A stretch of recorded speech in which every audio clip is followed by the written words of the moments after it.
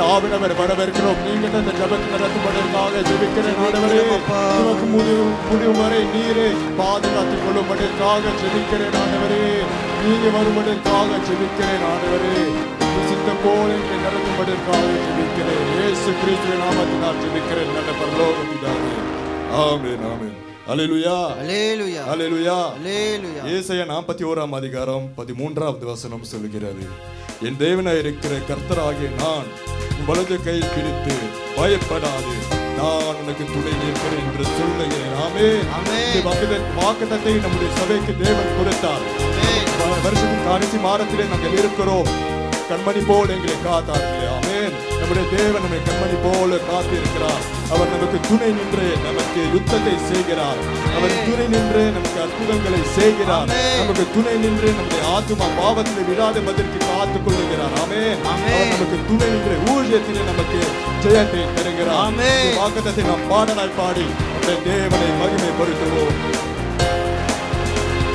வலக்கரம் பிடித்து பயப்படாதே, நான் உனக்கு துணை நிற்கிறேன். வலக்கரம் பிடித்து பயப்படாதே, நான் உனக்கு துணை நிற்கிறேன். வலக்கரம் பிடித்து பயப்படாதே, நான் உனக்கு துணை நிற்கிறேன். வலக்கரம் பிடித்து பயப்படாதே, நான் உனக்கு துணை நிற்கிறேன். இஸ்ரவேலின் பரிசுத்தரே, கோடி கோடி நன்றி ஐயா. இஸ்ரவேலின் பரிசுத்தரே, கோடி கோடி நன்றி ஐயா. வலக்கரம் பிடித்து பயப்படாதே, நான் உனக்கு துணை நிற்கிறேன். வலக்கரம் பிடித்து பயப்படாதே, நான் உனக்கு துணை நிற்கிறேன். பலமுள்ளவனுக்கும் பலனற்றவனுக்கும் உதவி செய்வது லேசானது.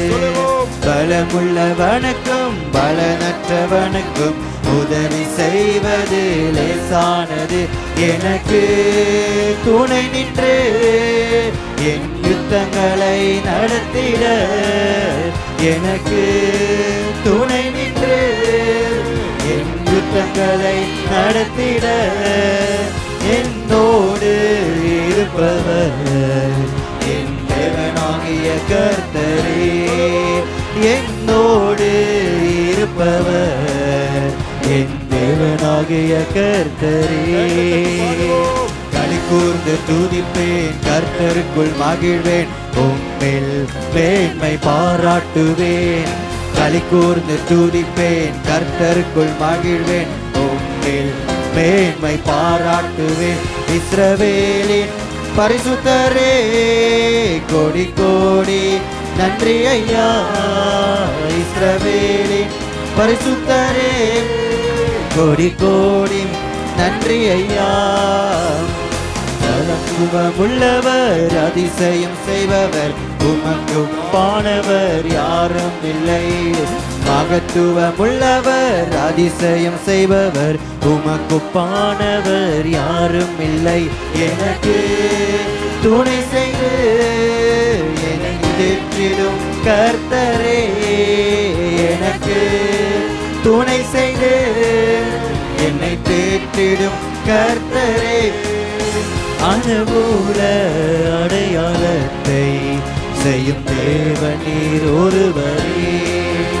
அனுகூல அடையாளத்தை செய்யும் தேவன் நீர் ஒருவரே. களி கூர்ந்து துதிப்பேன், கர்த்தருக்குள் மகிழ்வேன், உம்மில் மேன்மை பாராட்டுவேன்.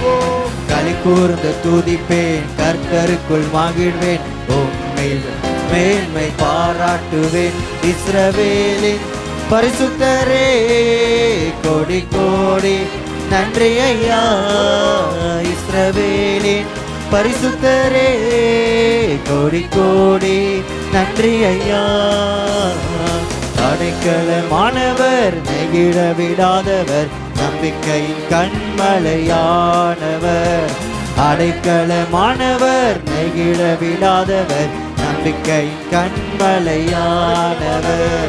அடைக்கலமானவர் நெகிழ விடாதவர் நம்பிக்கை கண்மலையானவர் அடைக்கலமானவர் நெகிழ விடாதவர் நம்பிக்கை கண்மலையானவர் எனக்கு துணை என் ஆத்துமாவை காத்திட எனக்கு துணையாயிருந்து என் ஆத்துமாவை காத்திட எனக்கு துணையாயிருந்து என் ஆத்துமாவை காத்திட எனக்கு துணையாயிருந்து என் ஆத்துமாவை காத்திட ஆசருக்கும் நேரத்தில் உம் கிருபை தாங்குதே காசருக்கும் நேரத்தில் உம் கிருபை தாங்குதே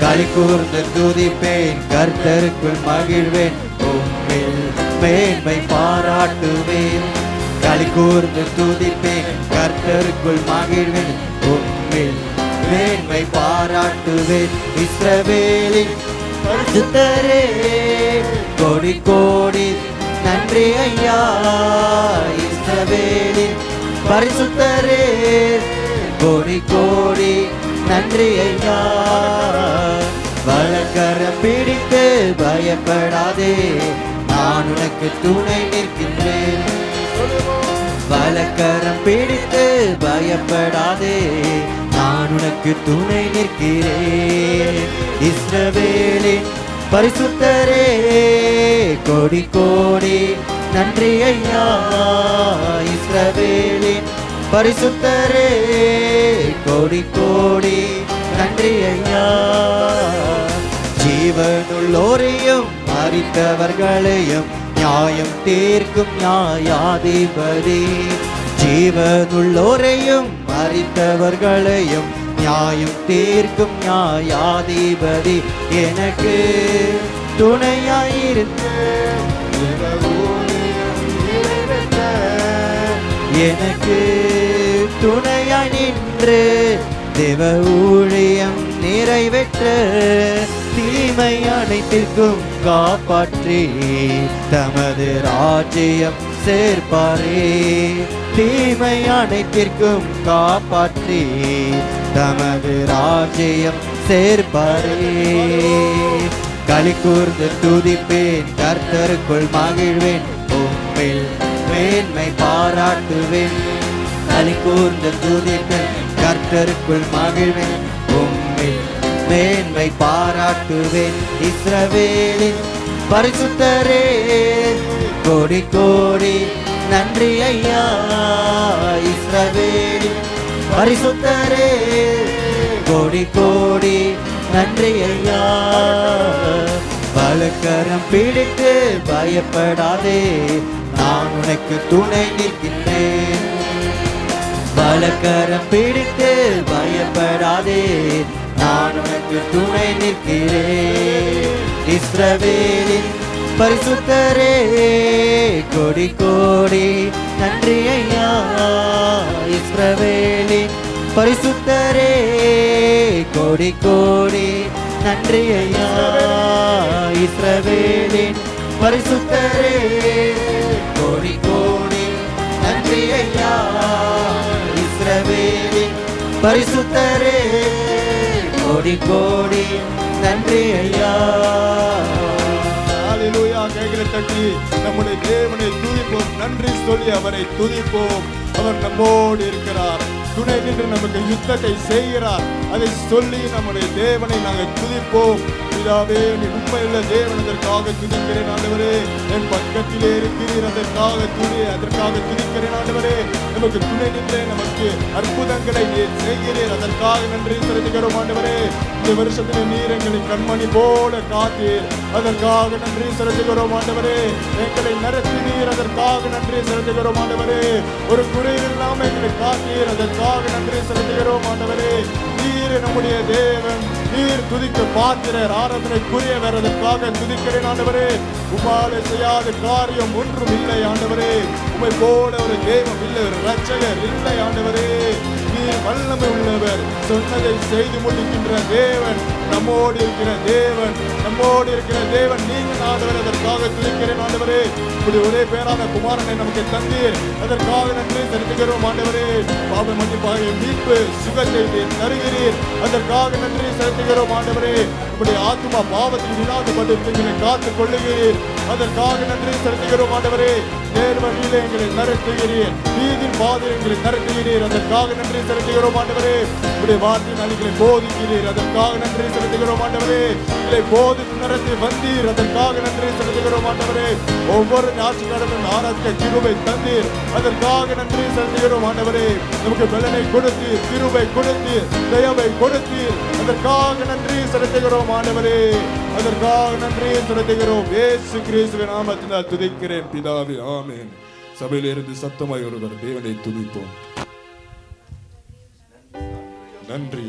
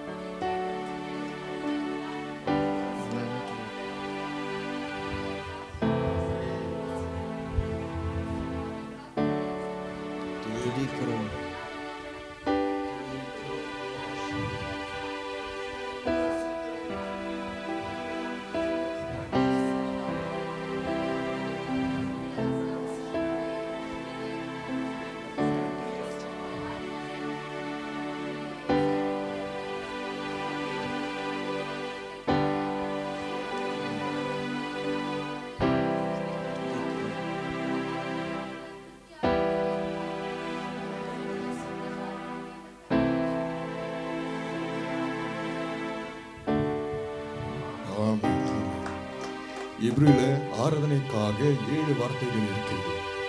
முதலாவது தெஹிலா, இரண்டாவது ஜமார், மூன்றாவது பாராக், நாலாவது யாதா, அஞ்சாவது ஷபாஷ், ஆறாவது அலால், ஏழாவது தொடா.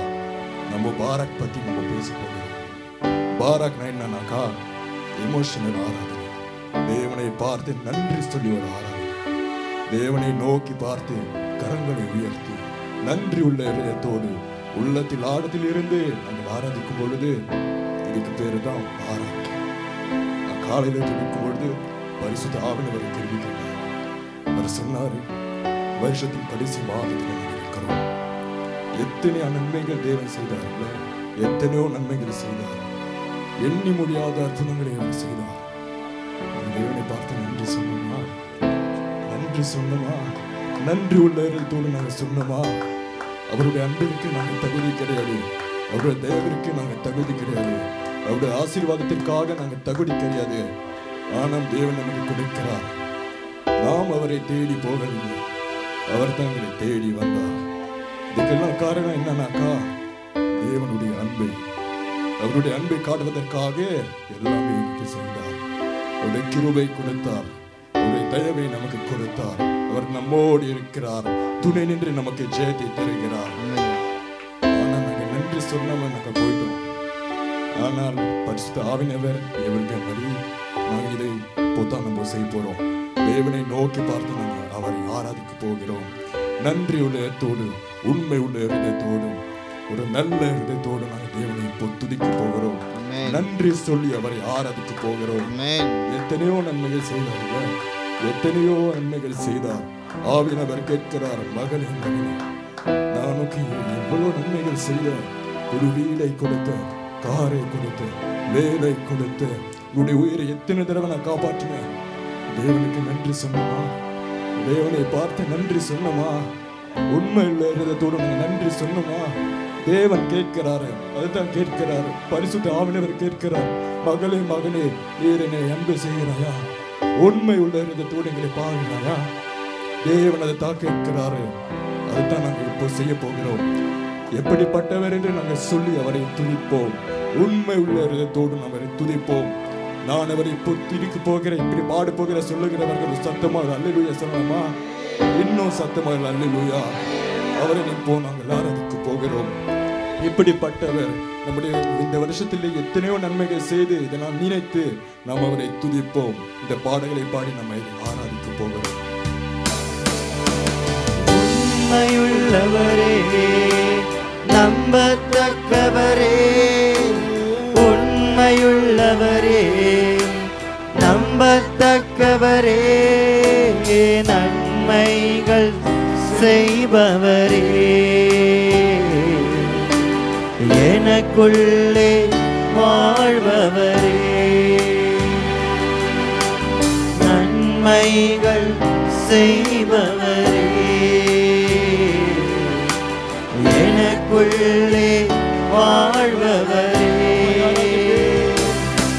உம்மை ஆராதிப்பேன், உம்மை ஆராதிப்பேன், உம்மை ஆராதிப்பேன், என் ஆயுள் முடியும் வரை சொல்லுவோம். உம்மை ஆராதிப்பேன், உம்மை ஆராதிப்பேன், உம்மை ஆராதிப்பேன், என் ஆயுள் முடியும் வரை. உண்மையுள்ளவரே, நம்பத்தக்கவரே, உண்மையுள்ளவரே, நம்பத்தக்கவரே, நன்மைகள் செய்பவரே, எனக்குள்ளே வாழ்பவரே, போதித்து நடத்துகின்ற துணையாளரே, கண் வைத்து நடத்துகின்ற ஆலோசகரே, போதித்து நடத்துகின்ற துணையாளரே, கண் வைத்து நடத்துகின்ற ஆலோசகரே, வலப்பக்கம் சாய்ந்தாலும் இடப்பக்கம் சாய்ந்தாலும் அழிதுவே என்று நடத்துகிறேன். வலப்பக்கம் சாய்ந்தாலும் இடப்பக்கம் சாய்ந்தாலும் அழிதுவே என்று நடத்துகிறேன். உம்மை ஆராதிப்பேன், உம்மை ஆராதிப்பேன், உம்மை ஆராதிப்பேன், என் ஆயுள் முடியும் வரை. உம்மை ஆராதிப்பேன், உம்மை ஆராதிப்பேன், உம்மை ஆராதிப்பேன், என் ஆயுள் முடியும் வரை. உண்மையுள்ளவரே, நம்பத்தக்கவரே, உண்மையுள்ளவரே, நம்பத்தக்கவரே, நன்மைகள் செய்பவரே, எனக்குள்ளே வாழ்பவரே,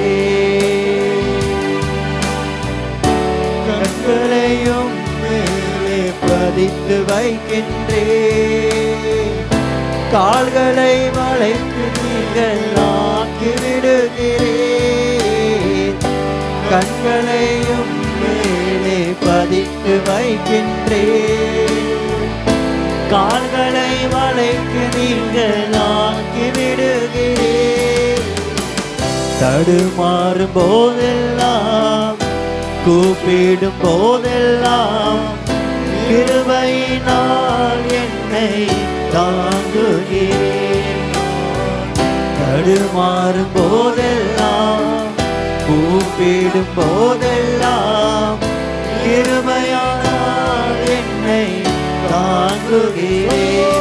உம்மை ஆராதிப்பேன், உம்மை ஆராதிப்பேன், உம்மை ஆராதிப்பேன், என் ஆயுள் முடியும் வரை.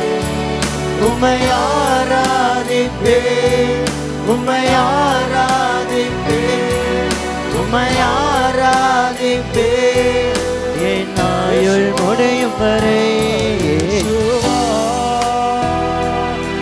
துதி உமக்கே இயேசுவா துதி உமக்கே இயேசுவா துதி உமக்கே இயேசுவா துதி உமக்கே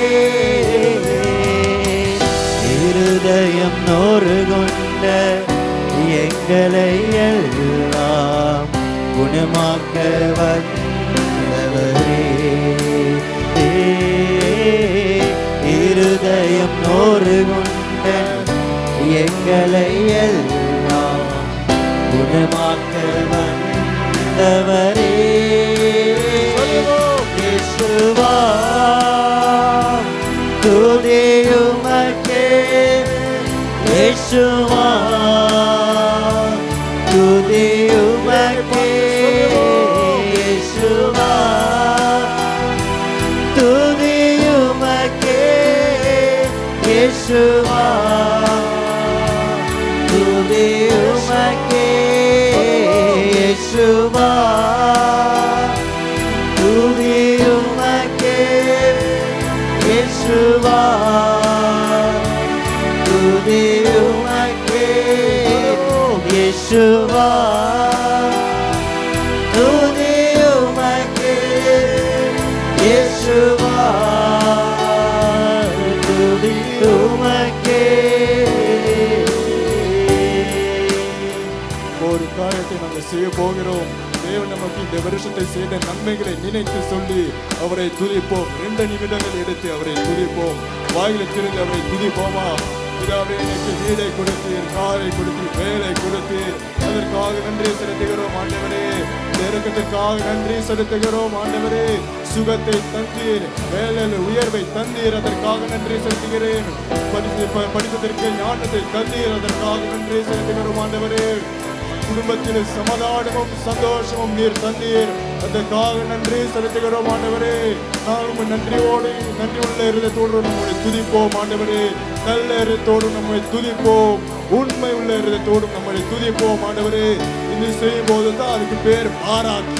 அதற்காக நாங்கள் உண்மை ஆராதிக்கின்றோம் ஆண்டவரே, உண்மை போற்றுகின்றோம் ஆண்டவரே. துதிக்க பாத்திரர், ஆராதனைக்குரியவர். இந்த வருஷத்தில் எங்களை கண்மணி போல காத்தீர், அதற்காக நன்றி செலுத்துகிறோம் ஆண்டவரே. உண்மை போல ஒரு தெய்வம் இல்லை ஆண்டவரே, உண்மை போல ஒரு தகப்பன் இல்லை, அதற்காக துதிக்கிறேன் ஆண்டவரே. எங்களை வாழ வைக்கிற தேவன் நீங்க தான் ஆண்டவரே, அதற்காக நன்றி செலுத்துகிறோம் ஆண்டவரே. பயத்தில் நின்று எங்களை விடுதலையானீர், ஒரு குறிப்பிட்ட பாவம் இருந்து எங்களை விடுதலையானீர், அதற்காக நன்றி செலுத்துகிறோம் ஆண்டவரே. நித்திய ஜீவனை கொடுக்கிற தேவன் நீங்க தான் ஆண்டவரே. பாவத்தின் கட்டுகளிலிருந்து எங்களை விடுதலையானீர், அதற்காக நன்றி செலுத்துகிறோம் ஆண்டவரே. இந்த வருஷத்தில் எங்களை ஆராதிக்க நீர் கிருபை தந்தீர், அதற்காக நன்றி செலுத்துகிறோம் ஆண்டவரே. இந்த கிருபை நீ பெருக செய்கிறீர், அதற்காக நன்றி செலுத்துகிறோம் ஆண்டவரே. நன்றி சொல்லுவோம், நன்றி சொல்லுவோம். அல்லேலூயா.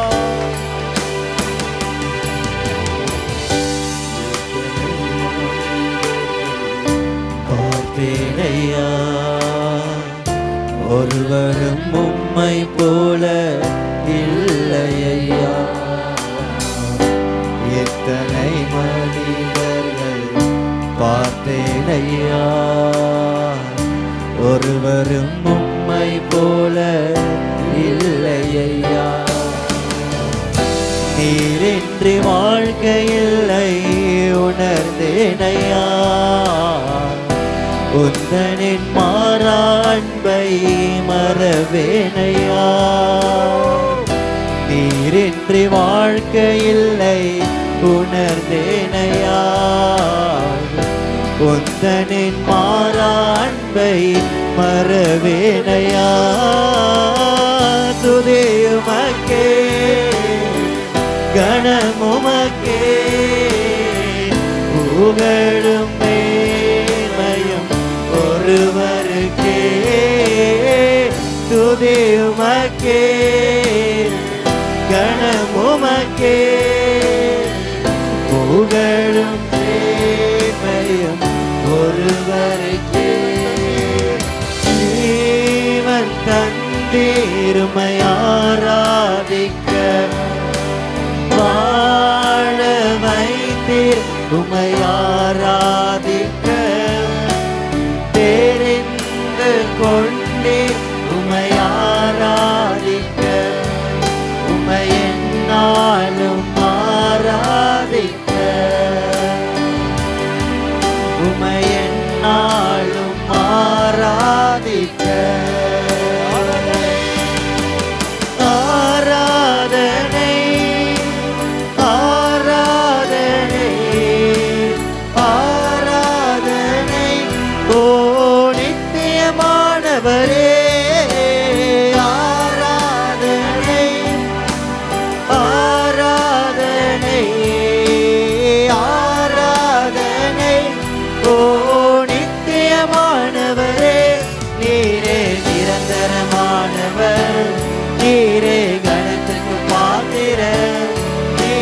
மகிமையுடையவர் உம்மை என்றும் ஆராதிப்பேன் நீரே நிரந்தரமானவர் நீரே கணத்துக்கு பாத்திரர் நீரே மகிமையுடையவர் உம்மை என்றும் ஆராதிப்பேன் கிருபை தந்தீர் உம்மை ஆராதிக்க பலனை தந்தீர் உம்மை ஆராதிக்க ஊழியம் தந்தீர் உம்மை ஆராதிக்க உம்மை எந்நாளும் ஆராதிக்க உம்மை எந்நாளும் ஆராதிக்க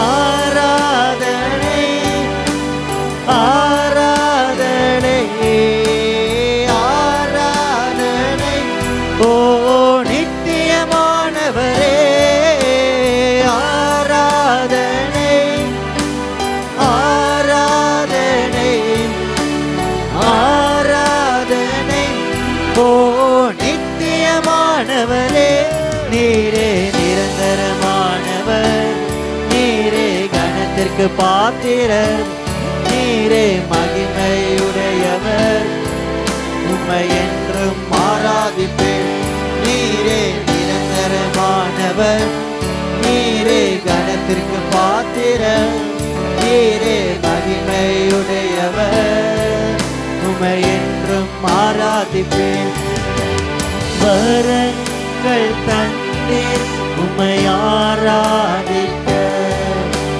மேன்மை தந்தீர் உம்மை ஆராதிக்க ஞானம் தந்தீர் உம்மை ஆராதிக்க உம்மை எந்நாளும் ஆராதிக்க உம்மை எந்நாளும் ஆராதிக்க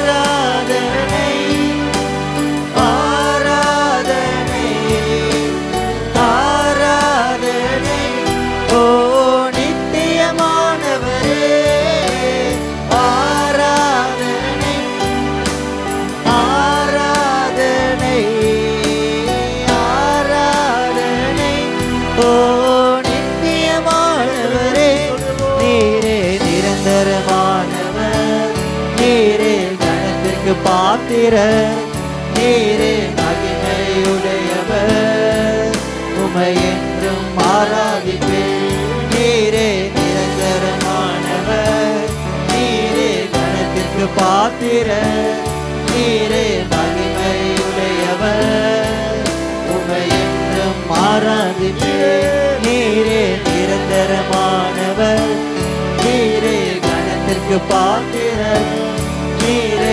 மகிமையுடையவர் உம்மை என்றும் ஆராதிப்பேன் நீரே நிரந்தரமானவர் நீரே கணத்திற்கு பாத்திரர் நீரே மகிமையுடையவர் உம்மை என்றும் கரங்களை தட்டி தேவனுக்கு நன்றி சொல்லுவோம் உண்மை உள்ள இருந்தோடு தேவனை நன்றி சொல்லிவிடுவோம் நல்ல இருந்தோடு உண்மை உள்ள இருந்தோடு அவரை துதிக்கும் பொழுது தேவன் கேட்கிறார் அதைத்தான் நாங்கள் செய்கிறோம் உண்மை துதிக்கிறோம் ஆண்டவரே நாங்கள் உண்மை நோக்கி பார்க்கிறோம் ஆண்டவரே கண்களை ஏறெடுக்கிறோம் ஆண்டவரே உண்மையே நாங்கள் நோக்கி பார்க்கிறோம் ஆண்டவரே மனுஷர்கள் பார்க்காம சூழ்நிலைகள் பார்க்காம நாங்கள் பார்க்கிறோம் ஆண்டவரே நீங்கள் மாறாதவர் மனுஷன் மாறலாம் சூழ்நிலை மாறலாம் கஷ்டங்கள் மாறலாம் ஆனால் நீரே என்றும் மாறாதவர் அதற்காக உண்மை உயர்த்துகிறோம் ஆண்டவரே எத்தனையோ நன்மைகள் நமக்கு செய்தீர் ஆண்டவரே இந்த வருஷத்தில் எத்தனையோ நன்மைகள் செய்தீர் எண்ணி முடியாத உங்களை நீ செய்தீர் வர்ணிக்க முடியாத பெரிய அற்புதங்களை நீர் செய்தீர் அதற்காக உங்களுக்கு நன்றி செலுத்துகிறேன் ஆண்டவரே நன்றி செலுத்துகிறேன் ஆண்டவரே உண்மை உள்ள இடத்தோடு நன்றி உள்ள இடத்தோடு நமக்கு நன்றி செலுத்துகிறேன் ஆண்டவரே எங்களை கண்மணி போல காத்தீர் அதற்காக நன்றி செலுத்துகிறேன் ஆண்டவரே நம்மோடு இருக்கிறீர் அதற்காக நன்றி செலுத்துகிறேன் ஆண்டவரே உங்களுடைய குமாரனை நமக்கு தந்தீர் அதற்காக நன்றி செலுத்துகிறேன் ஆண்டவரே உங்களுடைய பாவங்களை நாம் மன்னித்தீர் அதற்காக நன்றி செலுத்துகிறேன் ஆண்டவரே ஜீவனை கொடுத்தீர், அதற்காக நன்றி செலுத்துகிறேன் ஆண்டவரே. உம்மை பாட உம்மை துதிக்க கிருபை தந்தீர், அதற்காக நன்றி செலுத்துகிறேன் ஆண்டவரே. நேர் வழியில் எங்களை நடத்துகிறீர், அதற்காக நன்றி செலுத்துகிறேன் ஆண்டவரே. நாங்கள் பிள்ளை ஆனோம், அதற்காக கோடி நன்றி செலுத்துகிறேன் ஆண்டவரே. ஜெயத்தை நமக்கு கொடுத்தீர், சாத்தானை மேல் ஜெயத்தை தந்தீர், அதற்காக நன்றி செலுத்துகிறேன் ஆண்டவரே. பாவதி கட்டிலிருந்து எங்களை விடுதலையானீர், அதற்காக நன்றி செலுத்துகிறோம் ஆண்டவரே. எங்களை கண்மணி போல காத்தின தேவன் நீங்க ஆண்டவரே. எங்களை அழுகப்படுத்துகிற தேவன், எங்களை மகிமைப்படுத்துகிற தேவன் நீங்க ஆண்டவரே. இந்த அன்பிற்கு நாங்கள் தகுதி கிடையாது ஆண்டவரே, பலத்திற்கு நாங்கள் தகுதி கிடையாது, ஆசீர்வாதத்திற்கு நாங்கள் தகுதி கிடையாது ஆண்டவரே, கிருபைக்கு நாங்கள் தகுதி கிடையாது ஆண்டவரே. நாங்கள் செய்த ஆண்டவரே, நீங்க இலவசமாக நமக்கு கொடுத்தீர், அதற்காக நன்றி செலுத்துகிறோம் ஆண்டவரே. நாங்கள் தேடி போகவில்லை, நீரே வந்தீர், அதற்காக நன்றி செலுத்துகிறோம். உங்களை தேடி வந்தீர், அதற்காக நன்றி செலுத்துகிறோம் ஆண்டவரே. பேர் சொல்லி அழைத்த தேவன் நீங்க ஆண்டவரே. இல்லாததை இருக்கிறவர் போல இருக்கிற தேவன் எங்களை அழைத்தீர், அதற்காக நன்றி செலுத்துகிறோம் ஆண்டவரே. எல்லாம் துதியும் மகிமையும் உமக்கே ஏறெடுத்துக்கிறோம் ஆண்டவரே. ஜீவனுள்ள நல்ல பரலோக பிதாவே, ஆமென் ஆமென் ஆமென். இந்த எல்லாம் துதியும் கனமும் மகிமையும் இயேசு கிறிஸ்துவின் நாமத்தினால் ஏறெடுக்கிறோம் நல்ல பரலோக பிதாவே, ஆமென். கரங்களை தட்டி தேவனை மகிமைப்படுத்துகிறோம்.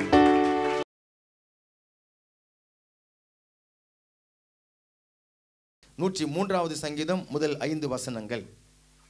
என் ஆத்துமாவே கர்த்தரை ஸ்தோத்திரி, என் முழு உள்ளமே பரிசுத்த நாமத்தை ஸ்தோத்திரி. என் ஆத்துமாவே கர்த்தரை ஸ்தோத்திரி, அவர் செய்த சகல உபகாரங்களையும் மறவாதே. அவர் உன் அக்கிரமங்களை எல்லாம் மன்னித்து உன் நோய்களை எல்லாம் குணமாக்கி உன் பிராணனை அழிவுக்கு விலக்கி மீட்டு உன்னை கிருபையினாலும் இரக்கங்களாலும் முடிச்சூட்டி நன்மையினால் உன் வாயை திருப்தியாக்குகிறார். கழுகுக்கு சமானமாய் உன் வயது திரும்ப வாழ வயது போலாகுகிறது. ஆமேன், அல்லேலூயா. சங்கீதக்காரன் தாவீது அந்த சங்கீதத்தை எழுதினார் அப்படின்னு சொல்லி அங்கே சொல்லப்பட்டிருக்கிறது. அதுல சங்கீதக்காரன் தன்னுடைய ஆத்துமாவோடு அவர் பேசுகிறார். ஆத்துமாவே கர்த்தரை ஸ்தோத்திரி என்று சொல்லி தன்னுடைய ஆத்துமாவை உற்சாகப்படுத்துகிறார். தன்னுடைய ஆத்துமாவை அவர் ஏவுகிறார். எதற்கு? கர்த்தரை ஸ்தோத்திரிக்கும்படிக்காக. அல்லேலூயா. வருஷத்தினுடைய இந்த கடைசி மாதத்தில் நம்ம வந்திருக்கிறோம். இன்னும் 3 வாரங்கள் இருக்கிறது. அப்போ கர்த்தருடைய இருதயத்தில் உணர்த்தி இந்த 3 வாரங்கள் என்னுடைய பிள்ளைகள் அதை ஒதுக்கி ஒவ்வொரு நாளும் இந்த வருஷம் முழுவதிலையும் நான் அவர்களை சுமந்து கொண்டு வந்ததை நினைத்து, அவர்களுக்கு செய்த நன்மைகளை நினைத்து, அவர்களுக்கு வாக்குத்தத்தத்தை கொடுத்து அதை நிறைவேற்றி வந்ததை நினைத்து, அவர்களுக்கு கொடுத்த சுகம், அவர்களுக்கு கொடுத்த பாதுகாப்பு, அவர்களுக்கு கொடுத்த ஆசீர்வாதம், அவர்களுக்கு கொடுத்த பொருளாதாரம், அவர்களுக்கு செய்த நன்மைகள் எல்லாவற்றையும் அவர்கள் நினைத்து நினைத்து எனக்கு ஸ்தோத்திர பலி அவர்கள் செலுத்த வேண்டும் அப்படின்னு சொல்லி கர்த்தருடைய இருதயத்தில் அவர் உணர்த்தினார். அல்லேலூயா. அப்போ இந்த நாட்கள் நம்ம அதை பிரயோஜனப்படுத்தி கொண்டு கர்த்தரை நாம் ஸ்தோத்திரிக்க நம்ம அர்ப்பணித்து கொள்ள போகிறோம். அப்போ இங்கே தாவீது சொல்லுகிறார், தன்னுடைய ஆத்துமாவை உற்சாகப்படுத்தி, என் ஆத்துமாவே நீ கர்த்தரை ஸ்தோத்திரி. ஆத்துமா என்கிறதுல என்னென்ன இருக்கிறது? நம்முடைய ஞாபக சக்தி, நம்முடைய மூளை அறிவு இருக்கிறது, நம்முடைய உணர்ச்சிகள் உணர்வுகள் இருக்கிறது, அங்கே என்னுடைய தீர்மானம் எடுக்கக்கூடிய அந்த தன்மைகள் இருக்கிறது. அப்போ இந்த நன்றி சொல்ல போகிறேன், நான் ஸ்தோத்திரம் சொல்ல போகிறேன் அப்படி சொல்லும்போது நம்முடைய ஞாபக சக்தியை தூண்டி எழுப்பி கர்த்தர் எனக்கு என்ன செய்திருக்கிறார், நான் கடந்து வந்த பாதையை நான் திரும்பி பார்த்து அதில் என்ன என்ன நன்மைகளை தேவன் செய்திருக்கிறார்னு சொல்லி அதை நான் ஞாபகத்தில் நான் கொண்டு வர போகிறேன். அதில் கர்த்தருடைய அன்பை நான் நினைத்து உணர்வு பூர்வமாக கர்த்தரை நான் உயர்த்தி நான் ஸ்தோத்தரிக்க போகிறேன். அல்லேலூயா.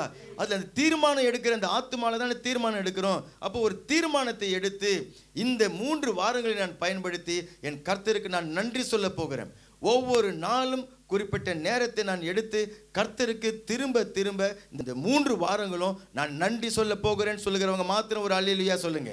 அதுக்கு அடுத்தது சொல்லுகிறாரு, என் ஆத்துமாவே கர்த்தரை ஸ்தோத்திரின்னு சொல்லிட்டு என் முழு உள்ளமே அவருடைய பரிசுத்த நாமத்தை ஸ்தோத்திரி. தமிழில் நமக்கு என்னுடைய முழு உள்ளமேன்னு சொல்லிட்டு வருகிறது. நீங்கள் இங்கிலீஷ் பைபிளில், பிரெஞ்சு பைபிளில் அதை வாசித்து பார்க்கும் பொழுது எனக்குள்ளே இருக்கிற யாவும், ஆமென், எனக்குள்ள இருக்கக்கூடிய சகல அவயங்களும் கர்த்தரை துதிப்பதாக, கர்த்தரை ஸ்தோத்தரிப்பதாக. அப்போ என்ன சொல்றாரு? என்னுடைய வெறும் உதடுகளினால் அல்ல, இல்லையா, உதடுகளினால துதித்து விட்டு உள்ளம் தூரமாக இருக்கிறது அல்ல, மாறாக எனக்குள்ள இருக்கிற சகல அவயங்களும், நமக்குள்ளாக எண்ணி முடியாத அவயங்கள் இருக்கிறதுங்க. எண்ணி முடியாத மண்டலத்தை தேவன் நமக்குள்ளாக வைத்திருக்கிறார். எண்ணி முடியாத செயல்கள் ஒவ்வொரு நாளும் நமக்குள்ள நம்முடைய சரீரத்துக்குள்ளாக நடந்து கொண்டிருக்கிறது. நம்முடைய சரீரத்தை நம்ம நினச்சி பார்த்தாலே அதற்காகவே கர்த்தரை கோடி கோடி மடங்கு நம்ம ஸ்தோத்தரிக்க முடியும், அவரை துதிக்க வேண்டும். அல்லேலூயா. அதான் சொல்றாரு, என் முழு உள்ளமே அவருடைய பரிசுத்த நாமத்தை நீ ஸ்தோத்தரி, அவர் செய்த சகல உபகாரங்களையும் நீர் மறவாதே. ஏன்னா மறந்து போகக்கூடிய தன்மை உடையவர்கள் தான் மனிதர்கள். நம்ம மறந்து போய்விடுவோம் இல்லையா? இப்போ ஜனவரி மாதத்தை யோசிக்கணுமா அப்படின்னு சொன்னாலே மறந்து போய்விடுகிறோம் பாருங்க. பிப்ரவரி மாதத்தில் என்ன நடந்தது தெரியாது, மார்ச் மாதத்தில் என்ன நடந்தது நமக்கு தெரியாது. நமக்கு பெரிய ஒரு காரியம் நடந்திருக்கும், அது மாத்திரம் ஞாபகத்தில் இருக்கும். ஆனால் டெய்லி கர்த்தர் அநேக காரியங்களை செய்து கொண்டிருக்கிறார். அப்போ சங்கீதக்காரன் தாவீது தன்னுடைய ஆத்துமாவை அவர் ஞாபகப்படுத்துகிறார். ஆத்துமாவே நீ மறக்காதே, ஆலயம் கூடி வருகிறதுனால எத்தனை நன்மைகளை ஆண்டவர் செய்திருக்கிறார், என்னுடைய சரீரத்தில் கர்த்தர் எத்தனை நன்மைகளை செய்திருக்கிறார், என்னுடைய குடும்பத்திற்கு கர்த்தர் எத்தனை நன்மைகளை செய்திருக்கிறார், அது நான் நினைத்து நினைத்து கர்த்தரை நான் ஸ்தோத்தரிப்பேன். அப்போ கர்த்தர் நம்மை சிருஷ்டித்து நம்மை தெரிந்து கொண்டதனுடைய நோக்கமே அவரை துதிப்பதற்காகத்தான் என்று சொல்லி ஏசாயா புஸ்தகம் 43வது அதிகாரம் 21வது வசனம் சொல்லுகிறது. இந்த ஜனத்தை எனக்கென்று ஏற்படுத்தினேன், இவர்கள் என் துதியை சொல்லி வருவார்கள். இவர்களுடைய துதியை சொல்லி வருவார்கள். நான் செய்த நன்மைகளை நினைத்து எனக்கு ஸ்தோத்திர பலிகளை ஏறெடுப்பார்கள். துதிப்பது என்கிறது கர்த்தரை நாம் துதிக்கிறோம். அவர் எப்படிப்பட்டவர் அப்படி என்கிறத நான் நினைத்து அவரை புகழ்கிறது தான் துதிக்கிறது. ஆனால் இன்றைக்கு எதை குறித்து நம்ம பார்க்க போகிறோம்? ஸ்தோத்திரம் செலுத்துகிறது. ஸ்தோத்திரம் செலுத்துகிறதுனாக்கா நன்றி சொல்லுகிறது. விசேஷமாக என்னுடைய வாழ்க்கையில் கர்த்தர் செய்திருக்கிற நன்மைகளை நினைவு கூர்ந்து நான் நன்றி சொல்ல போகிறேன், ஸ்தோத்திர பலிகளை ஏறெடுக்க போகிறேன். உலக ஜனங்களை குறித்து, அதாவது ஆண்டவர் இயேசு கிறிஸ்துவை விசுவாசித்து பாவ மன்னிப்பை பெறாத ஜனங்களை குறித்து, அவர்களை குறித்து வேத வசனம் சொல்லும் பொழுது ரோமர் புஸ்தகம் 1வது அதிகாரம் 21வது வசனத்தை பாருங்க. அவர்கள் தேவனை அறிந்தும் அவரை தேவனென்று மகிமைப்படுத்தாமலும் ஸ்தோத்தரிக்காமலும் இருந்து தங்கள் சிந்தனைகளினாலே வீணரானார்கள், உணர்வில்லாத அவர்களுடைய இருதயம் இருள் அடைந்தது என்பதாக. இது யாரை பற்றி சொல்லப்பட்டிருக்கிறது? தேவனை அறியாத உலக ஜனங்கள். ரோமர் புஸ்தகம் 1வது அதிகாரம் 21வது வசனத்தில் எப்படியா? அவர்கள் தேவனை அறிந்தும் அவரை தேவன் என்று மகிமைப்படுத்துகிறது கிடையாது. தேவனை அவர்கள் மகிமைப்படுத்துகிறது கிடையாது. அதே சமயத்தில் ஸ்தோத்தரிக்கிறதும் கிடையாதாம். அதனுடைய விளைவை பாருங்க. தேவனை அறிந்து தேவனை மகிமைப்படுத்துறதும் கிடையாது, அவரை ஸ்தோத்தரிக்கிறதும் கிடையாது. அதனுடைய விளைவு அவர்கள் சிந்தனைகளினே வீணரானார்கள். என்ன வந்துடுச்சு? அவங்களுக்கு வீணான சிந்தனைகள் ஆயிடுச்சு. அவங்களுடைய சிந்தனையில் வீணான காரியங்கள் அவர்களுக்குள்ள வந்து விட்டது. பாவ காரியங்கள், இச்சையின் காரியங்கள், துன்மார்க்க காரியங்கள், தாறுமாறான காரியங்கள், பொய்யின் வழிகள், தந்திரங்கள், மாயங்கள், இதெல்லாம் இப்படிப்பட்ட சிந்தனைகள் அவருடைய சிந்தனையில் வந்துடுச்சு. ஏன்னு சொன்னாக்கா தேவனை அவர்கள் மகிமைப்படுத்தவும் இல்லை, அவர் கொடுத்திருக்கிற நன்மைகளுக்காக அவருக்கு ஸ்தோத்திரம் செலுத்தவும் இல்லை. அதுக்கு அடுத்த விளைவு என்ன? உணர்வில்லாத அவருடைய இருதயம் இருள் அடைந்து விட்டது. அவங்க இருதயம் எப்படி ஆகிவிட்டதா? இருள் அடைந்து விட்டது. சரி, இவங்க உலக ஜனங்கள். நாங்கள் எப்படி பாஸ்டர் அப்படி சொன்னாக்கா, ரட்சிக்கப்பட்டவர்களுக்குள்ளார ஒரு 3 விதமான ஜனங்கள் இருக்கிறாங்க. ரட்சிக்கப்பட்டவங்களுக்குள்ளாங்க ஒரு கும்பல் எப்படிப்பட்டவங்கனாக்கா, அவங்க கர்த்தர் செய்கிற ஒவ்வொரு நன்மைகளுக்காகவும் நினச்சி அவங்க ஸ்தோத்திரம் பண்ணுவாங்க. எல்லாத்துக்கும் சின்ன காரியமாக இருந்தாலும் சரி, பெரிய காரியமாக இருந்தாலும் சரி, உட்காந்தா ஸ்தோத்திரம் ஆண்டவருக்கு நன்றி சொல்லுவாங்க, நின்றா ஸ்தோத்திரம் சொல்லுவாங்க, ஒரு இடத்துக்கு போயிட்டு வந்தால் ஸ்தோத்திரம் பண்ணுவாங்க, சாப்பிட்டு செரிச்சாக அதுக்கு ஸ்தோத்திரம் சொல்லுவாங்க, தூங்கி எழுந்திரிச்சாக்க அதுக்கு ஸ்தோத்திரம் சொல்லுவாங்க, கர்த்தர் ஒரு நன்மையை கொடுத்தா ஸ்தோத்திரம் பண்ணுவாங்க, அவர் கொடுத்திருக்கிற குடும்பத்திற்காக ஸ்தோத்திரம் சொல்லுவாங்க, கொடுத்திருக்கிற ஆரோக்கியத்திற்காக ஸ்தோத்திரம் சொல்லுவாங்க, பிள்ளைகளுக்காக ஸ்தோத்திரம் சொல்லுவாங்க, எல்லா சூழ்நிலைக்காகவும் ஸ்தோத்திரம் பண்ணுவார்கள். இது ஒரு கும்பல் இருக்கிறார்கள். 2வது கும்பல் இருக்கிறாங்க. அவங்க யாரு? அவங்க ஸ்தோத்திரம் சொல்றது கிடையாது, தேவனுக்கு நன்றி சொல்றது கிடையாது. அவங்க முறுமுறுப்பாங்க, குறை சொல்லுவாங்க. அந்த சூழ்நிலையில் இருக்கிற குறைவுகளை தான் அவர்கள் பார்த்து கர்த்தர் எனக்கு என்ன செய்துட்டாரு, இது ஏன் இப்படி இருக்கிறது, அது ஏன் அப்படி இருக்கிறதுன்னு சொல்லிட்டு குறை சொல்லுகிறவர்களாக இருப்பார்கள். இது 2 நமக்கு புரியுது. வேற யார் பாஸ்டர்? 3வது கும்பல் யாரு அப்படின்னு சொல்லி சொன்னாக்கா, ஸ்தோத்திரமும் ஒரு பக்கம் சொல்லிக்குவாங்க, இன்னொரு பக்கம் குறையும் சொல்லிக்குவாங்க. யாக்கோபு சொல்ற மாதிரி ஒரே வாயினால துதிக்கிறதும் சபிக்கிறதும் ஒரே வாயில வரும். பெரும்பாலான அந்த ஜனங்கள் இந்த 3வது குரூப்பில் தான் இருப்பாங்க. எதில் இருப்பாங்க? ஒரு பக்கம் ஸ்தோத்திரம் இல்லையா, அது சபையிலையும் சரி வெளியிலையும் சரி.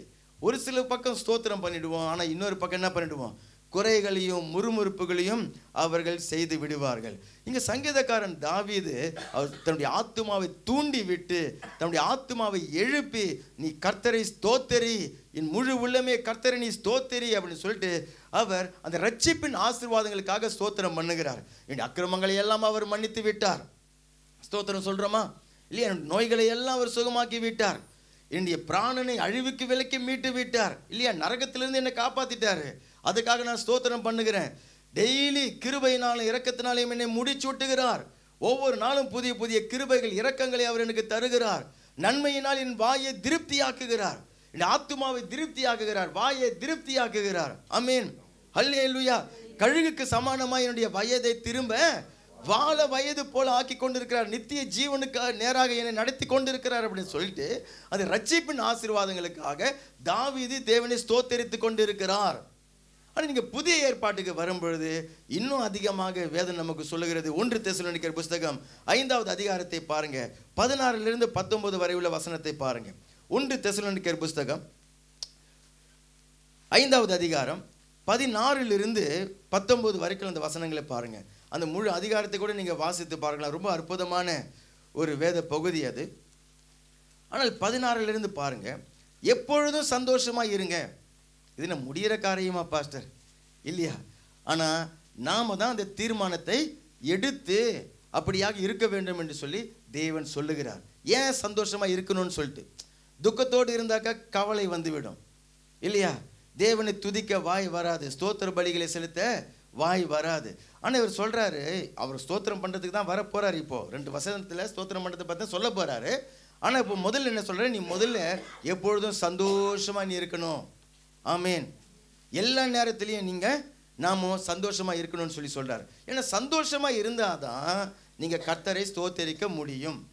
ஆமேன். சரி, துக்கமாக இருந்தீங்கன்னாக்கா, கவலையாக இருந்தீங்கன்னாக்கா கர்த்தர் செய்த நன்மைகளை எல்லாம் மறக்க பண்ணிவிடும். கவலை என்கிறது பொல்லாத ஒரு காரியம். நீங்கள் கர்த்தர் மேலே கவனத்தை செலுத்தாமல் உங்களுடைய பிரச்சனைகள் மேலே கவனத்தை செலுத்த வச்சு விடுகிறது தான் கவலை. அப்போ என்ன சொல்ல, நீங்கள் எப்பொழுதும் சந்தோஷமாக இருங்க சொல்லிட்டு இடைவிடாமல் ஜெபம் பண்ணுங்களாம். எப்படி நடக்கிறது பாருங்க இது இல்லையா? இடைவிடாமல் ஜெபம் பண்ணுங்களாம். கேப்பே இல்லாமல் நீங்கள் ஜெபம் பண்ணுங்க. எல்லா காரியத்துக்காகவும் நீங்கள் ஜெபம் பண்ணுங்க. தேவனுக்கு நீங்கள் தெரியப்படுத்துங்க. ஜெபத்தில் நீங்கள் தெரியப்படுத்துங்க. ஆவியில் நிரம்பி அந்நிய பாஷையில் நீங்கள் பேசுங்க. சின்ன காரியங்களாலும் பெரிய காரியங்களானாலும் கர்த்தருக்கு நீங்கள் நன்றி சொல்லுங்க, ஸ்தோத்திரம் சொல்லுங்க. ஜெபத்தில் அதை நீங்கள் தெரியப்படுத்துங்க. இப்போ சொல்லிட்டு 18வது வசனத்தில் சொல்றாரு, எல்லாவற்றிலையும் ஸ்தோத்திரம் செய்யுங்கள். ஆமீன். எல்லாவற்றிலையும் ஸ்தோத்திரம் செய்யுங்க. மற்ற மொழிபெயர்ப்பில் பார்க்கும்போது எல்லா சூழ்நிலைகளிலையும் நீங்கள் கர்த்தருக்கு ஸ்தோத்திரம் செய்யுங்க. எத்தனை பேரால முடியும்? எத்தனை பேர் செய்திருக்கிறோம்? எல்லா சூழ்நிலைகளில் ஸ்தோத்திரம் சொல்கிறவங்க எத்தனை பேர் பாருங்க. சூழ்நிலைகள் மத்தியில் தேவனை துதிப்போம். ஆண்டவரே நீர் பெரியவர், ஆண்டவரே நீர் நல்லவர். ஏன் அவரை போய் தப்பாக நம்ம சொல்லிட்டு கேட்டு அவரே தான் கோவப்பட்ட போகிறாருன்னு சொல்லிட்டு எனக்கு பிரச்சனைலாம் நிறைய இருக்குது. ஆனால் ஆண்டவரே நீங்கள் நல்லவர், அந்த பகுதியை கொஞ்சம் சேஃப் பண்ணிக்க வேண்டியது தான். நீர் பெரியவர், நீர் எனக்காக ரத்தம் சிந்தினீர், எனக்காக உயிர் தெழுந்தீர், என் பாவங்களை மன்னித்தீர். அந்த துதிகளில் அவரை துதிச்சிடுவோம். ஆனால் பைபிள் என்ன சொல்லுது? நீ எக்காலத்திலையும் ஸ்தோத்திரம் சொல்லு, நன்றி சொல்லு. அந்த சூழ்நிலைகள் மத்தியில் கர்த்தருக்கு நீ நன்றி சொல்லு. அப்போ நீங்கள் நினைப்பீங்க, நான் வியாதியாக இருக்கும்போது எப்படி நன்றி சொல்கிறது, ஒரு இழப்பில் இருக்கும்போது எப்படி நன்றி சொல்கிறது, ஒரு ஃபோனு கீழே போட்டு உடைச்சிட்டேன் அதுக்கு போய் நன்றியாக சொல்ல முடியும் இல்லையா? அப்போ வியாதியாக இருக்கும்போது எப்படி நன்றி சொல்ல முடியும்? ஆண்டவரே இந்த வியாதியை நீர் எடுத்து போடுகிற தேவனாக இருக்கிறீர், அதற்காக உமக்கு ஸ்தோத்திரம். ஆமீன். இந்த ஒரு பலவீனம் இருக்குது, ஆனாலும் இந்த வீட்டு வேலைகள் எல்லாம் செய்ய வைக்கிறீர், உமக்கு ஸ்தோத்திரம். ஆமீன். இந்த ஜுரம் இருக்குது தான், ஆனாலும் வேலைக்கு போய் பலனாக வேலை செய்ய எனக்கு நீர் கிருபை கொடுத்திருக்கிறீர், உமக்கு ஸ்தோத்திரம். இதுதான் எல்லாவற்றிலையும் ஸ்தோத்திரம் பண்ணுறது. ஜுரத்துக்காக ஸ்தோத்திரம் பண்ணாதீங்க, வியாதிக்காக ஸ்தோத்திரம் பண்ணாதீங்க, கடன் பிரச்சனைக்காக ஸ்தோத்திரம் பண்ணாதீங்க. கடன் பிரச்சனை இருக்குது தேவனே, ஆனாலும் நாங்கள் அன்றாடம் குறைவில்லாமல் சாப்பிடுவதற்கு கிருபை செய்கிறீரே, உமக்கு ஸ்தோத்திரம். கடன் பிரச்சனை இருக்குது தான், ஆனால் அந்த அத்தியாவசிய தேவைகள் எல்லாம் சந்திக்கிறீரே, அதற்காக உமக்கு ஸ்தோத்திரம். சீக்கிரத்தில் இந்த கடன் பிரச்சனையை நீ மாற்ற போகிறீரே, அதற்காக உமக்கு ஸ்தோத்திரம். இந்த கடன் பிரச்சனைக்காக சிலுவையில் நீ ரத்தம் சிந்தினீரே, உமக்கு ஸ்தோத்திரம். அல்லேலூயா. இப்படிதான் எல்லாவற்றிலையும் நான் கர்த்தருக்கு நான் ஸ்தோத்திரம் பண்ணுகிறேன். அப்ப என்ன ஆகிறது? அந்த குறைவுகள் எல்லாமே அங்க நிறைவாக மாறி விடுகிறது. குறைவுகளை எல்லாம் மாற்ற வல்லமை உள்ள தேவன் இருக்கிறபடினால்தான் வேத வசனம் சொல்லுகிறது, நீங்க எல்லாவற்றிலையும் ஸ்தோத்திரம் செய்யுங்கள் சொல்லிட்டு அவர் சொல்றாரு. அப்படி செய்வது கிறிஸ்து இயேசுவுக்குள் உங்களை குறித்து தேவனுடைய சித்தமாய் இருக்கிறது. என்னை குறித்து தேவனுடைய சித்தம் என்ன? என் குடும்பத்தை குறித்து தேவனுடைய சித்தம் என்ன? வாலிப பையனா இருக்கிறேன்னு, குடும்பத்தை நடத்துது கணவரா இருக்கிறேன்னு, மனைவியா இருக்கிறேன்னு, என்னை குறித்து தேவனுடைய சித்தம் என்ன அப்படின்னு சொன்னாக்கா இங்க சொல்லுகிறாரு பாருங்க தெளிவா, நீங்க எல்லாவற்றிலையும் எப்பொழுதும் தேவனுக்கு ஸ்தோத்திரம் சொல்லுவதே உங்களை குறித்து என்னை குறித்து தேவனுடைய சித்தமாக இருக்கிறது. சூழ்நிலை குறைவான காரியங்கள் நிறைய இருக்கும், ஆனால் அதன் மத்தியில ஸ்தோத்திரம் பண்றதுக்கு எது இருக்கிறதுன்னு சொல்லிட்டு தேடுகிறவங்க தான் விசுவாசி. உலகம் துதிக்காதபடி, உலகம் தேவனுக்கு ஸ்தோத்திரம் பண்ணாது. ஆனா குறைவுகள், ஆமா இது இது உடைஞ்சிருக்குது, ஆனா இது நல்லா இருக்கிறது, அல்லேலூயா, அதற்காக நான் ஸ்தோத்திரம் பண்ணுகிறேன் அப்படின்னு சொல்லிட்டு, இல்லாததுக்காக ஸ்தோத்திரம் கிடையாது. இல்லாதது காரியம் ஒன்று இருக்குது தான், ஆனா இருக்கிற காரியம் நிறைய இருக்கிறது. ஆமேன்.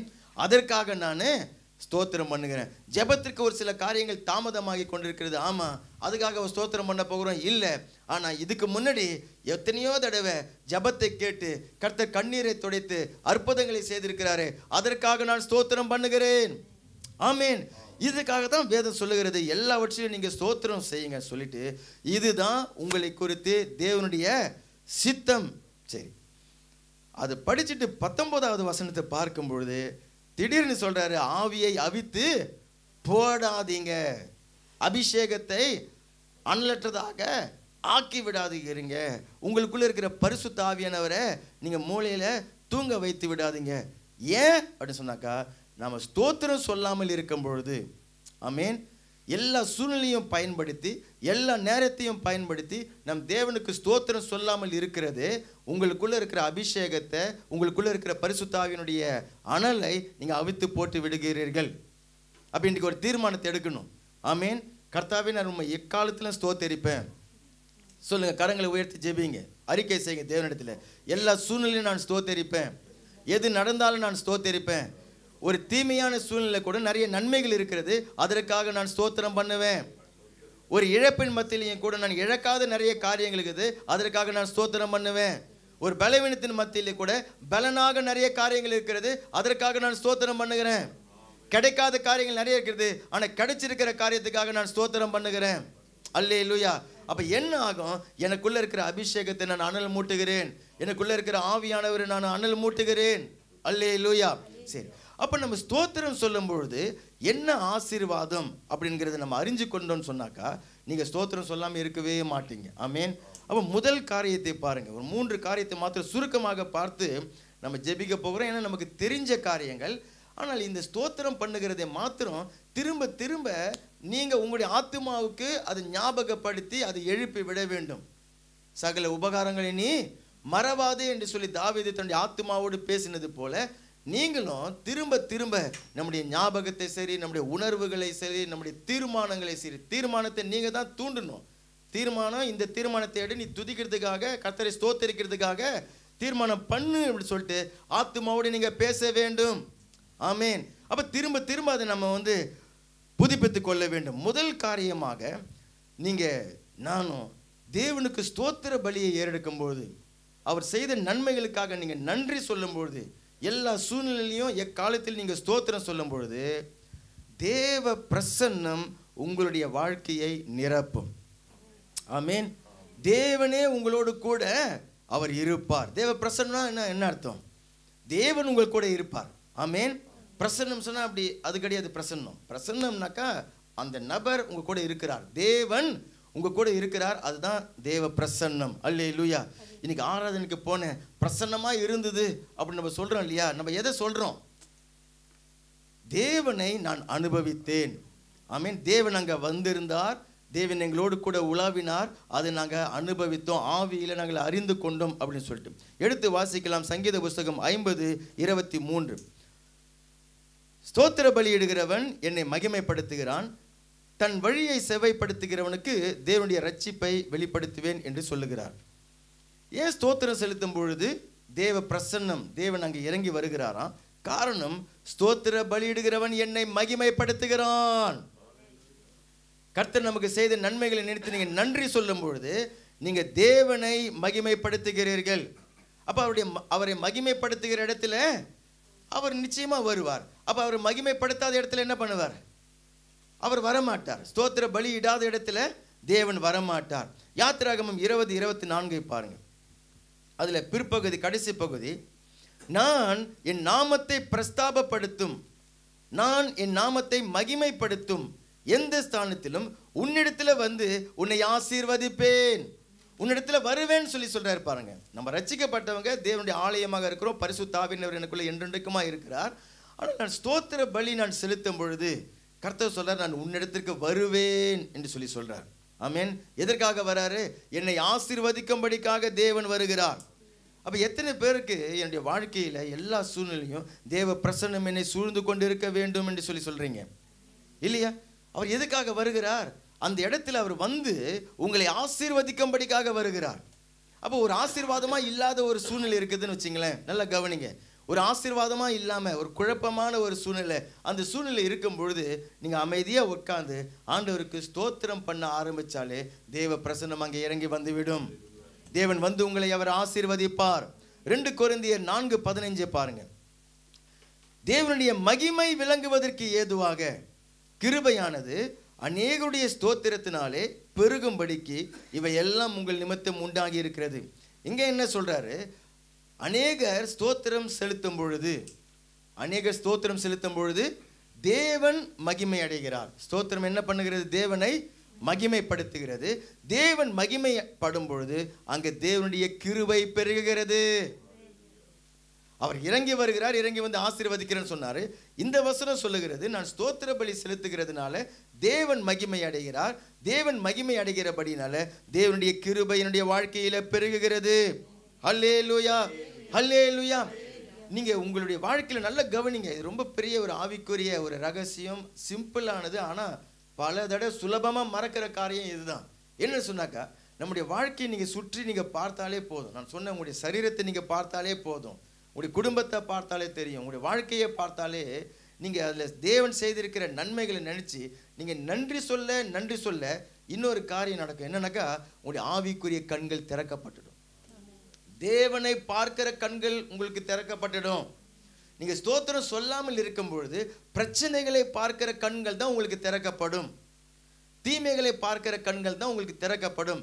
தேவன் என் கூட இல்லை அப்படின்ற கண்கள் தான் திறக்கப்படும். தேவன் என் வாழ்க்கையில செயல்படல அப்படிங்கிறது தான் உங்களுக்கு தோன்றும். தேவன் என்னை கைவிட்டுட்டார் அப்படின்றது தான் தோன்றும். ஆனா நீங்க இருக்கிற காரியங்களுக்கு நீங்க நன்றி சொல்லும் பொழுது இல்லை, தேவன் என்னுடைய வாழ்க்கையில செயல்பட்டு கொண்டிருக்கிறார், தேவன் என் சார்பாக செயல்படுகிறார், தேவன் என்னை சுற்றி இத்தனை நன்மைகளை தேவன் செய்து வைத்திருக்கிறார். அல்லேலூயா. அப்ப ரோமர் 4வது அதிகாரத்தில் ஆபிரகாமை குறித்து சொல்லும் பொழுது அவன் தேவனை மகிமைப்படுத்தி விசுவாசத்தில் அவன் வல்லவனாக ஆனான் என்று சொல்லிட்டு. ஆபிரகாம் என்னவா இருந்தாரு? ஆபிரகாம் எதுக்காக ஜெபித்துக் கொண்டிருந்தார்? தேவனிடத்துல ஒரு பிள்ளை பாக்கியத்திற்காக ஜெபித்துக் கொண்டிருக்கிறார். 25 வருஷமா காத்து கொண்டிருக்கிறார். தேவன் வந்து சந்தித்ததுக்கு பிறகு, அதுக்கு முன்னாடி எத்தனை வருஷம் இருந்தாருன்னு சொல்லி தெரியல. தேவன் வந்து சந்தித்த பிறகு 25 வருஷம் அவர் காத்துன்னு இருக்கிறாரு. இப்போ இவ்வளோ பெரிய பிரச்சனையின் மத்தியில வேதம் சொல்லுகிறது, ஆபிரகாம் தேவனை மகிமைப்படுத்தி விசுவாசத்திலே வல்லவனாக ஆனான் என்று சொல்லிட்டு. அப்ப எதற்காக அவர் தேவனை மகிமைப்படுத்தி இருப்பாரு? எதற்காக தேவனுக்கு ஸ்தோத்திரம் பண்ணி இருப்பாரு? எதற்காக தேவனுக்கு ஸ்தோத்திர பலிகளை எடுத்திருப்பாருனாக்கா, ஆபிரகாம் கிட்ட பிள்ளை இல்லை என்கிறது ஒண்டிதான் ஒரே ஒரு காரியம். மீதி அவனை சுற்றிலும் அநேக நன்மைகளை தேவன் அவனுக்கு கொடுத்திருந்தார். அல்லேலூயா. அன்பான மனைவியை கொடுத்திருக்கிறாரு, அநேக வேலைக்காரிகளை கொடுத்திருக்கிறாரு, செல்வ சீமானாக வைத்திருக்கிறாரு, அநேக ஆடு மாடுகள் ஒட்டகங்கள் கொடுத்திருக்கிறாரு. அதையெல்லாம் கர்த்தர் இத்தனை வருஷம் அவனை வழிநடத்தி விசுவாசத்தில் நடத்தி கொண்டு வந்திருக்கிறாரு. கர்த்தர் தனக்கு மகிமையின் கர்த்தர் வெளிப்பட்டு இருக்கிறாரு. இதையெல்லாம் நினைச்சு கர்த்தருக்கு ஸ்தோத்திர பலிகளை ஏறெடுத்த பொழுது ஆபிரகாம் தேவனை மகிமைப்படுத்தினான். ஆமீன். தேவனை மகிமைப்படுத்தி தேவன் மேல இருக்கிற அந்த விசுவாசத்துல அவன் பலனடைந்தான். அல்லேலூயா. உங்களுடைய ஆவிக்குரிய கண்கள் திறக்கப்பட்டு விடும். தேவ பிரசன்னத்தை நீங்க அனுபவிப்பீங்க. தேவன் உங்க கூட இருந்து அந்த பிரச்சனையில உங்களோடு கூட செயல்படுகிறான்ங்கிறத நீங்க பார்ப்பீங்க. மாத்திரமல்லாம தேவன் இதுல செயல்பட்டு எனக்கு வெற்றியை தருவார் என்ற விசுவாசம் உங்களுக்குள்ளாக பெருகிவிடும். கர்த்தரை நல்லவராக நீங்க பார்க்க ஆரம்பிச்சிடுவீங்க. கர்த்தரை உங்களுடைய பிரச்சனையை காட்டிலும் பெரியவராக நீங்க பார்க்க ஆரம்பிச்சிடுவீங்க. இந்த சூழ்நிலை நான் தனியாக போராடவில்லை, மாறாக என் தகப்பன் என்னோடு கூட இருக்கிறார் அப்படிங்கிறத நீங்க அறிந்து கொள்ளுவீர்கள். அல்லேலூயா சொல்லுங்க. அல்லேலூயா. அதனால தான் தாவீது வேத புஸ்தகத்தில் அவ்வளவு சங்கீதங்களை, கர்த்தருடைய அந்த துதிகளை இன்பமாக பாடின தாவீது என்று சொல்லி அழைக்கப்படுகிறான். ஆடுகள் மேய்த்து கொண்டிருந்த அந்த காலத்திலிருந்து கூட கர்த்தருக்கு எல்லா காரியத்திற்காக ஸ்தோத்திர பலி செய்ததுனால தேவன் அவனை அந்த இஸ்ரவேல் தேசத்துக்கு ராஜாவாக உயர்த்தினார். ஆனால் அந்த முதல் ராஜா சவுல் ராஜாவை குறித்து வேதத்தில் வாசிக்கும் பொழுது அவன் தேவனுக்கு ஸ்தோத்திரம் செய்ததாக எங்குமே இருக்க முடியாது. அவன் ஜெபித்ததே கூட கிடையாது. பாருங்க, பிரச்சனைன்னு வந்ததுக்கு அப்புறம் தான் ஒரே ஒரு தடவை ஜெபித்து இருக்கிறார் சவுல் ராஜா. ஆனால் ஸ்தோத்திர பலி செலுத்தினதை வேதத்தில் நீங்கள் வாசிக்கவே முடியாது. அவரையும் ஒரு சின்ன கோத்திரம், பென்யமின் கோத்திரம், அந்த கோத்திரத்திலிருந்து தான் தேவன் எடுத்தார். கழுதையை தேடி போன சவுல், அப்பாவுடைய கழுதை தொலைஞ்சு போச்சு தேடி போன சவுலை சாமுவேல் தீர்க்கதரிசி அழைச்சி தேவன் சொல்லி இஸ்ரவேல் தேசத்துக்கு அவனை ராஜாவாக அபிஷேகம் பண்ணுகிறாரு. ஆனால் அவன் ராஜாவாக ஆன பிறகு தேவன் அவனுக்கு செய்த நன்மைகள் எல்லாம் மறந்து போய்விட்டான். அவர் அவனுக்கு அந்த ஜெய ஸ்தம்பங்கள் கட்டுகிறதுல ரொம்ப பிஸியாக ஆயிட்டார். அப்போ வேதம் சொல்லுகிறது 1 சாமுவேல் 16வது அதிகாரத்தில் பாருங்க. 1 சாமுவேல், ஒரு தேசத்து ராஜா கர்த்தர் செய்த நன்மைகளுக்கு அவன் ஸ்தோத்திரம் செல்லாம அப்படியாக ஒரு வாழ்ந்த வாழ்க்கையினுடைய விளைவை பார்க்கும் பொழுது 1 சாமுவேல் 16வது அதிகாரத்தை பாருங்க. 13லேருந்தே வாசிக்கிற அந்த அந்த ஒப்பிட்டு பார்க்கிற அந்த காரியம் வருது பாருங்க. தாவீதுக்கும் சவுலுக்கும் இருக்கக்கூடிய அந்த வித்தியாசம் அந்த ஒரே காரியத்தில் நமக்கு சொல்லப்படுகிறது. 13வது வசனம் 1 சாமுவேல் 16:13. அப்பொழுது சாமுவேல் தைல கொம்பை எடுத்து அவனை அவன் சகோதரர் நடுவிலே அபிஷேகம் பண்ணினார். அந்த நாள் முதற்கொண்டு கர்த்தருடைய ஆவியானவர் தாவீதின் மேல் இறங்கி இருந்தார். இது என்ன சொல்ல? தாவீது எப்படிப்பட்டவர்? ஸ்தோத்திரம் செலுத்துகிறவர், தேவனுக்கு நன்றி சொல்லுகிறவன். அவன் மேல அபிஷேகம் வந்தது, அவனோடு கூட தேவன் இருந்தார். அல்லேலூயா சொல்லுங்க. கர்த்தருடைய ஆவி சவுலை விட்டு நீங்கினார். என்ன சொல்லப்படுகிறது? கர்த்தருடைய ஆவி ஸ்தோத்திரம் சொல்லாத, நன்றி சொல்லுகிற ஒரு வாழ்க்கை வாழாத, தேவனுக்கு நன்றி சொல்றதுன்னா நம்ம இங்கே ஆராதனையில் நன்றி நன்றி நன்றின்னு சொல்லிட்டு போகிறோமே, அந்த நன்றி மாத்திரம் கிடையாது. அன்றாட வாழ்க்கையில் இயல்பாகவே நன்றி உள்ள ஒரு இருதயத்தோடு எல்லாவற்றுக்காகவும் தேவனுக்கு ஸ்தோத்திரம் பண்ணுகிறது. உங்களுடைய வாழ்க்கையே ஒரு ஸ்தோத்திர பலியாக அது இருக்க வேண்டும். சபையில் நம்ம எழுதி வச்சு ஒரு 4 மனப்பாடம் பண்ணிட்டு ஸ்தோத்திர பலி செலுத்துகிறது கிடையாது, தப்பு கிடையாது. பழகிற வரைக்கும் அப்படி செய்யலாம். ஆனால் அது மாத்திரம் கிடையாது. மாறாக நீங்கள் அன்றாட வாழ்க்கையில் நீங்கள் ஒவ்வொரு நேரத்திலையும் நீங்கள் தேவனுக்கு ஸ்தோத்திர பலி செலுத்த முடியும், செலுத்த வேண்டும். ஆமென். இங்கே சவுல் அப்படி செய்யாமல் இருந்தபடியினால கர்த்தருடைய ஆவி அவனை விட்டு நீங்கினார். தாவீதை குறித்து சொல்லும் பொழுது கர்த்தருடைய ஆவியானவர் அவன் மேலே இறங்கி தங்கினார். சவுலை குறித்து சொல்லும் பொழுது அவனை விட்டு கர்த்தருடைய ஆவியானவர் நீங்கினார். கர்த்தருடைய ஆவியானவர் போயிட்டு வேற என்னதான் இருக்கும்? அங்கே ஒரு பொல்லாத ஆவி, ஒரு அசுத்த ஆவி அவனுக்குள்ளே வந்து விட்டது. கர்த்தருடைய ஆவியானவர் போயிட்டாக்க என்ன வந்துடும்? பொல்லாத ஆவி வந்துடும். பரிசுத்த ஆவியானவர் நீங்கள் அவித்து போட்டுட்டா என்ன ஆகிவிடும் இல்லையா? அபிஷேகத்தை அவித்து போட்டுட்டா என்ன ஆகிவிடும்? ஆமாம், பொல்லாத சிந்தனைகள், பொல்லாத எண்ணங்களுக்குள்ளாக வந்துவிடும். அது ரொம்ப அற்புதமாக பரிசுத்த ஆவியானவர் நமக்கு எழுதி வைத்திருக்கிறார். அப்போ இந்த ரகசியத்தை அறிந்த தாவீது இன்னைக்கு நம்மை பார்த்த ஒரு ரகசியத்தை சொல்லுகிறார். சங்கீதம் 100வது சங்கீதத்தை எடுத்துக்கொள்ளுங்க. 100வது சங்கீதத்தில் 4-5 அந்த வசனங்களை வாசிங்க. முழு சங்கீதத்தை கூட வாசிக்கலாம், ஆனால் நமக்கு நேரம் இல்லை. 4-5 அந்த வசனங்களை வாசிக்கலாம். சங்கீதம் 100:4-5 வசனம். அவர் வாசல்களில் துதியோடும் அவர் பிரகாரங்களில் புகழ்ச்சியோடும் பிரவேசித்து அவரை துதித்து அவருடைய நாமத்தை ஸ்தோத்திரியுங்கள். கர்த்தர் நல்லவர், அவருடைய கிருபை என்றும் உள்ளது, அவருடைய உண்மை தலைமுறை தலைமுறைக்கும் உள்ளது. அல்லேலூயா. என்ன பாஸ்டர், இந்த சங்கீதத்தை நாங்கள் நிறைய தடவை படிச்சிருக்கிறோம். ஆமாம், படிச்சிருக்கிறோம். ஆனால் அங்கே ஒரு தேவன் ஒரு ரகசியத்தை வைத்திருக்கிறார். என்னன்னு சொன்னாக்கா, நீங்கள் தேவனுடைய பிரசனத்துக்குள்ளே நீங்கள் நுழையணும் அப்படின்னு சொன்னாக்கா அதுக்கு என்ன நீங்கள் செய்யணும்? என்ன மந்திரம் மாயம் பண்ணணும்? தேவனுடைய பிரசன்னத்துக்குள்ளே நீங்கள் நுழையணும் இல்லையா? சரி, உங்களுடைய அப்பார்ட்மெண்ட் இருக்குது இல்லையா? உங்களுடைய அப்பார்ட்மெண்ட்டுக்குள்ளே வரணுன்னாக்கா அப்படியே உங்கள் கதவு என்ன திறந்து போட்டால் வச்சுக்கிறீங்க? பாபிலோன் சாம்ராஜ்யம் மாதிரி கதவு திறந்து போட்டால் இருந்தது உங்களுடைய அப்பார்ட்மெண்ட் இல்லை இல்லை. உள்ளார வந்து நுழைஞ்சிட்டு பெல் அடிக்கிறோம். அடித்த உடனே என்ன பண்ணுறீங்க? வீட்டிலேருந்து ஒன்று திறந்து விடுறீங்க இன்டர்ஃபோனில். அப்படி இல்லைனாக்கா 5665 போடுங்க பாஸ்டர், போட்டு 5665 போட்ட உடனே அது திறக்குது, கதவு தானாகவே திறக்குது. அப்போ அந்த அப்பார்ட்மெண்ட் உள்ள நுழையிறதுக்கு ஒரு கோடு வேர்டு இருக்குது, ஒரு கோடு நம்பரு வச்சிருக்கிறாங்க. அது வந்து ரகசியம், அது வந்து எல்லாருக்குமே தெரியாது. எல்லாருமே உள்ளார நுழைஞ்சிட முடியாது. ரோட்டில் போகிறவங்கெல்லாம் உள்ளார நுழைஞ்சிட முடியாது. ரகசியத்தை நீங்கள் யார்கிட்ட சொல்லிக்கிறீங்களோ அவங்க தான் அந்த நம்பரை போட்டுட்டு உள்ளார நுழைவாங்க. இப்போ தேவனுடைய பிரசனத்துக்குள்ளாக நுழையிறதுக்கு என்ன ரகசியம் அப்படி சொன்னாக்கா ஸ்தோத்திர பலி. அல்லேலூயா, ஸ்தோத்திர பலி. நீங்கள் வந்து இன்டர்ஃபோன் அழுத்திட்டு ஸ்தோத்திரம் ஸ்தோத்திரம் கர்த்தருக்கு ஸ்தோத்திரம், கர்த்தர் நல்லவர், கர்த்தர் பெரியவர், ஸ்தோத்திரம் அந்த இன்டர்ஃபோனில் நின்று நீங்கள் ஸ்தோத்திர பலி சொன்னீங்கன்னாக்கா கதவு தானாக திறந்துடும். தேவனுடைய ஆசீர்வாதங்களுக்குள்ள நுழையிறதுக்காக தான் ஸ்தோத்திர பலி தான் அந்த ரகசிய நம்பர். ஆமேன். தேவனுடைய கிருபை பெருகுவதற்கான ரகசியம் ஸ்தோத்திர பலி. ஆமேன். தேவ ஆவியனுடைய அபிஷேகம் பெறுவதற்கு ஸ்தோத்திர பலி தான் அந்த நம்பர், கோட் நம்பர். அல்லேலூயா சொல்லுங்க. அவருடைய வாசல்களில் துதியோடும் அவருடைய பிரகாரங்களில் புகழ்ச்சியோடும் பிரவேசித்து அவரை துதித்து அவருடைய நாமத்தை நீங்கள் ஸ்தோத்திரியுங்கள். ஏன்னு சொன்னாக்கா கர்த்தர் நல்லவராக இருந்து உனக்கு நிறைய நன்மைகளை செய்திருக்கிறார். ஆமேன். அங்கே நீங்கள் துக்கமாக இருந்தாக்கா கதவு என்ன பண்ணும்? நீங்கள் வந்து கதை இன்டர்ஃபோனுக்கிட்ட வந்து நின்று அப்படியே துக்கமாக இருந்தீங்கன்னாக்கா என்ன ஆகும்? மூடப்பட்டிருக்கிற கதவு ஒரு இன்ச்சு கூட நகராது. இல்லை, இன்டர்ஃபோன் அழுத்திட்டு கையாமையான்னு அழுவுறீங்கன்னு வச்சிங்களேன், மேலே இருக்கிறவங்க என்ன சொல்லுவாங்க? ஐயோ இந்த அழுவு முடிஞ்ச என்ன சொல்ல கிடையாது.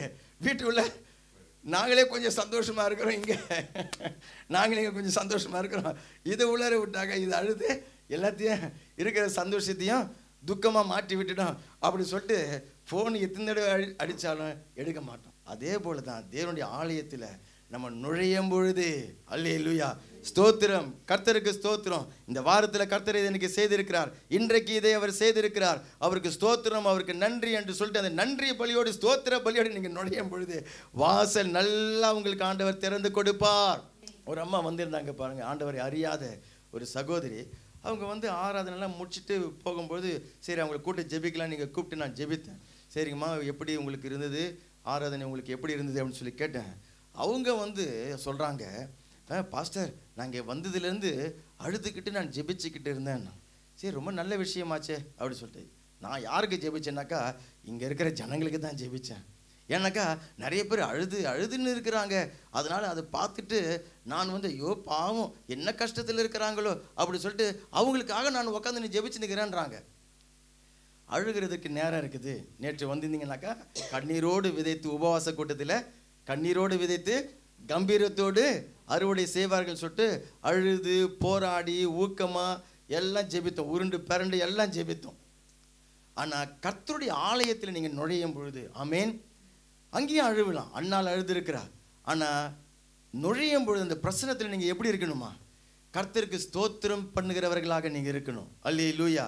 கர்த்தருக்கு நன்றி சொல்லுகிறவர்களாக நீங்கள் இருக்கணும். ஆமேன். கர்த்தருக்கு ஸ்தோத்திர பலிகளை ஏறெடுக்கிறவர்களாக நீங்கள் இருக்கணும். உங்களுடைய வாய் கர்த்தருடைய துதியினால ஸ்தோத்திரத்தினால நிரம்பி இருக்கணும். இன்னைக்கு நான் என்ன போய் நான் ஸ்தோத்திர பலிகளை செலுத்த போகிறேன் அப்படின்னு சொல்லிட்டு அப்போதான் அங்கே தேவ ஆவியானவர் உங்கள் மேலே இறங்கி வருவார். தேவனுடைய பிரசன்னம் உங்கள் மேலே இறங்கி வரும். தேவனுடைய கிருபை உங்கள் மேலே பெருகும். ஆவியானுடைய அபிஷேகம் உங்கள் மேலே பெருகும். இந்த சவுலை குறித்து இங்கே சொல்லப்பட்டிருக்குது இல்லையா, கர்த்தருடைய ஆவியானவர் விலகினார் சொல்லிட்டு இன்னொரு பகுதியில் அவன் மேலே வைத்து இந்த கிருபையை நான் விலக்கிட்டேன்னு சொல்லி சொல்கிறார். கிருபையை விலக்கிட்டாரான். அவன் மேலே நான் பிரியமாக இல்லைன்னு சொல்லி பிரியத்தை விலக்கிட்டார் அந்த சவுல் ராஜா மேலே இருந்து. ஆனால் அது பிரதானமான காரணம் என்னன்னு பார்த்தாக்கா அவன் கர்த்தருக்கு ஸ்தோத்திரம் பண்ணுறதே கிடையாது, கர்த்தருக்கு நன்றி சொல்கிறதே கிடையாது. இந்த 3 வாரங்களை கர்த்தர் நமக்கு தெரிந்தெடுத்து அவர் சொன்னார், இந்த 3 வாரமும் ஒவ்வொரு நாளும் என்னுடைய பிள்ளைகள் எனக்கு ஸ்தோத்திர பலி அவர்கள் செய்ய போகிறார்கள்.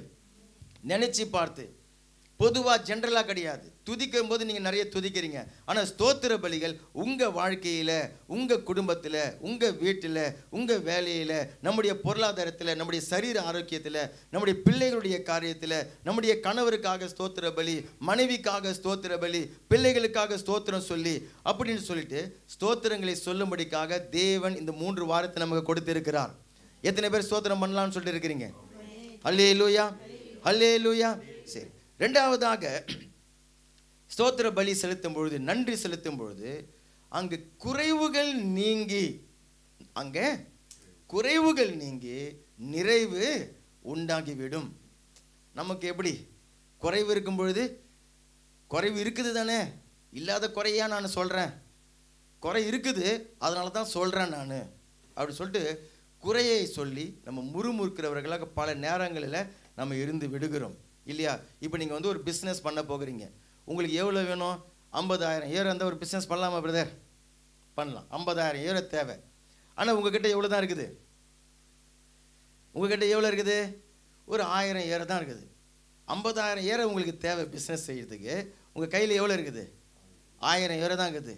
அது நீங்கள் வந்து இல்லையா உங்கள் பேங்க் அக்கௌண்ட்டை பார்க்குறீங்க, 1000 ஏரோ தான் இருக்குது. என்ன பண்ணுவோம்? இதை வச்சுக்கிட்டு நான் என்னத்தை பண்ணுறது இல்லையா? இந்த 1000 ஏரத்தை என்னத்துக்கு போதும், இது போதாது, இது பத்தாது இப்படி சொல்லிட்டு நம்ம குறைய தான் சொல்லி சலித்து கொள்ளுவோம். ஆனால் ஆண்டவராகிய இயேசு கிறிஸ்து ஒரு காரியத்தை நமக்கு கற்றுக் கொடுக்கிறார். அவர் அந்த குறைவில் எப்படி ஸ்தோத்திரம் பண்ண வேண்டும், எப்படி அந்த குறைவை நிறைவாக்க வேண்டும் என்று சொல்லிட்டு ஆண்டவர் இயேசு கிறிஸ்து சொல்லுகிறார். ஆமீன். வருஷத்தினுடைய கடைசி மாதத்தில் இருக்கிறோம். நீங்கள் ஸ்தோத்திரம் பண்ண இந்த வருஷத்தை ஆண்டவர் தான் சொன்னார். இந்த 2024 வருஷத்தை நீங்கள் வெற்றியோடு முடிப்பீங்க. ஆமேன். கிருபை நிறைந்தவர்களாக முடிப்பீங்க, அபிஷேகம் நிறைந்தவர்களாக முடிப்பீங்க. துக்க முகமாக அல்ல இல்லையா, அதிருப்தியோடு நீங்கள் இந்த வருஷத்தை நீங்கள் முடிக்க மாட்டீங்க. ஆமேன். அது முடிக்கிறது மாத்திரம் அல்லாமல் 2025 நீங்கள் ஒரு புது பொலிவோடு நீங்கள் சந்திக்க போகிறீங்க. பெரிய எதிர்பார்ப்போடு அதை நீங்கள் சந்திக்க போகிறீங்க. பெரிய ஆசீர்வாதங்கள் எனக்கு காத்து கொண்டிருக்கிறது என்று சொல்லி நீங்கள் சந்திக்க போகிறீங்க. அதற்காக தான் கர்த்தர் நம்மை பலப்படுத்துகிறார். யோவான் 6வது அதிகாரத்தை எடுத்துக்கொள்ளுங்க. யோவான் 6வது அதிகாரத்தில் வரும்பொழுது ஆண்டவராகிய இயேசு கிறிஸ்து பிரசங்கம் பண்ணி அநேக வியாதியஸ்களை அவர்கள் சுகமாக்கி அவர்கள் அற்புதத்தை செய்து கொண்டிருக்கிறார். இப்போ ஜனங்கள், திரளான ஜனங்கள் அங்கே கூடி வந்துட்டாங்க. பல மணி நேரம் ஓடுது ஊழியம், பல மணி நேரம் நடந்து கொண்டிருக்கிறது. ஜனங்கள் மத்தியில் சாப்பிடுறதுக்கு சாப்பாடும் இல்லை. வேதம் சொல்லுகிறது அங்கே 5000 புருஷர்கள் இருந்தார்கள் சொல்லிட்டு. எத்தனை பேர் இருந்தாங்க? புருஷர்கள் மாத்திரம் 5000 பேர் இருந்திருக்கிறாங்க. அப்படின்னு சொன்னாக்கா பெண்கள் பிள்ளைகள் எல்லாம் சேர்த்து 10,000, ஒரு 15,000 பேராவது அங்கே இருந்திருக்கணும். ஆனால் ஆண்கள் மாத்திரம் 5000 புருஷர்கள் இருந்தார்கள்னு சொல்லிட்டு. இப்போ ஆண்டவர் ரொம்ப கூலாக தம்முடைய சீடர்களை பார்த்து சொல்கிறாரு, அவர்களுக்கு நீங்கள் சாப்பிட்றதுக்கு ஏதாவது கொடுங்க அப்படி சொன்னவனையும் பிலிப்பு சொல்கிறார், என்ன ஆண்டவரே, நீங்கள் வந்து 200 பணத்துக்கு அப்பத்தை வாங்கிட்டு வந்தாலும் இந்த ஜனங்களுக்கு போதாது. ஏன்னு சொன்னாக்கா அவ்வளோ ஜனங்கள் இருக்கிறாங்க. இன்னும் கொஞ்சம் நேரம் கழித்து அந்திரேயா வர, அந்திரேயா ஒரு பையனை கண்டுபிடிச்சிருக்கிறார். அந்த பையன் அவன் சாப்பிட்றதுக்கு சாப்பாடு கொண்டு வந்திருக்கிறான். என்ன கொண்டு வந்திருக்கிறான்? 5 அப்பமும் 2 மீனும் கொண்டு வந்திருக்கிறான். அவன் வந்து அந்திரேயா கிட்ட, ஐயா இது நீங்கள் வந்து ஜீசஸ் கிட்ட கொடுங்க, இதை வச்சு அவர் ஏதாவது செய்ய முடியுமானாக்க செய்யட்டும் அப்படின்னு சொல்லிட்டு கொண்டு வந்து கொடுக்குறான். அந்திரேயா அதை வாங்கிட்டு வந்து இயேசு கிட்ட சொல்கிறாரு. 9வது வசனத்தில், இங்கே ஒரு பையன் இருக்கிறான், அவன் கையில் 5 வார்கோதுமை அப்பங்களும் 2 மீன்களும் உண்டு, ஆனால் அவைகள் இத்தனை ஜனங்களுக்கு எம்மாத்திரம்.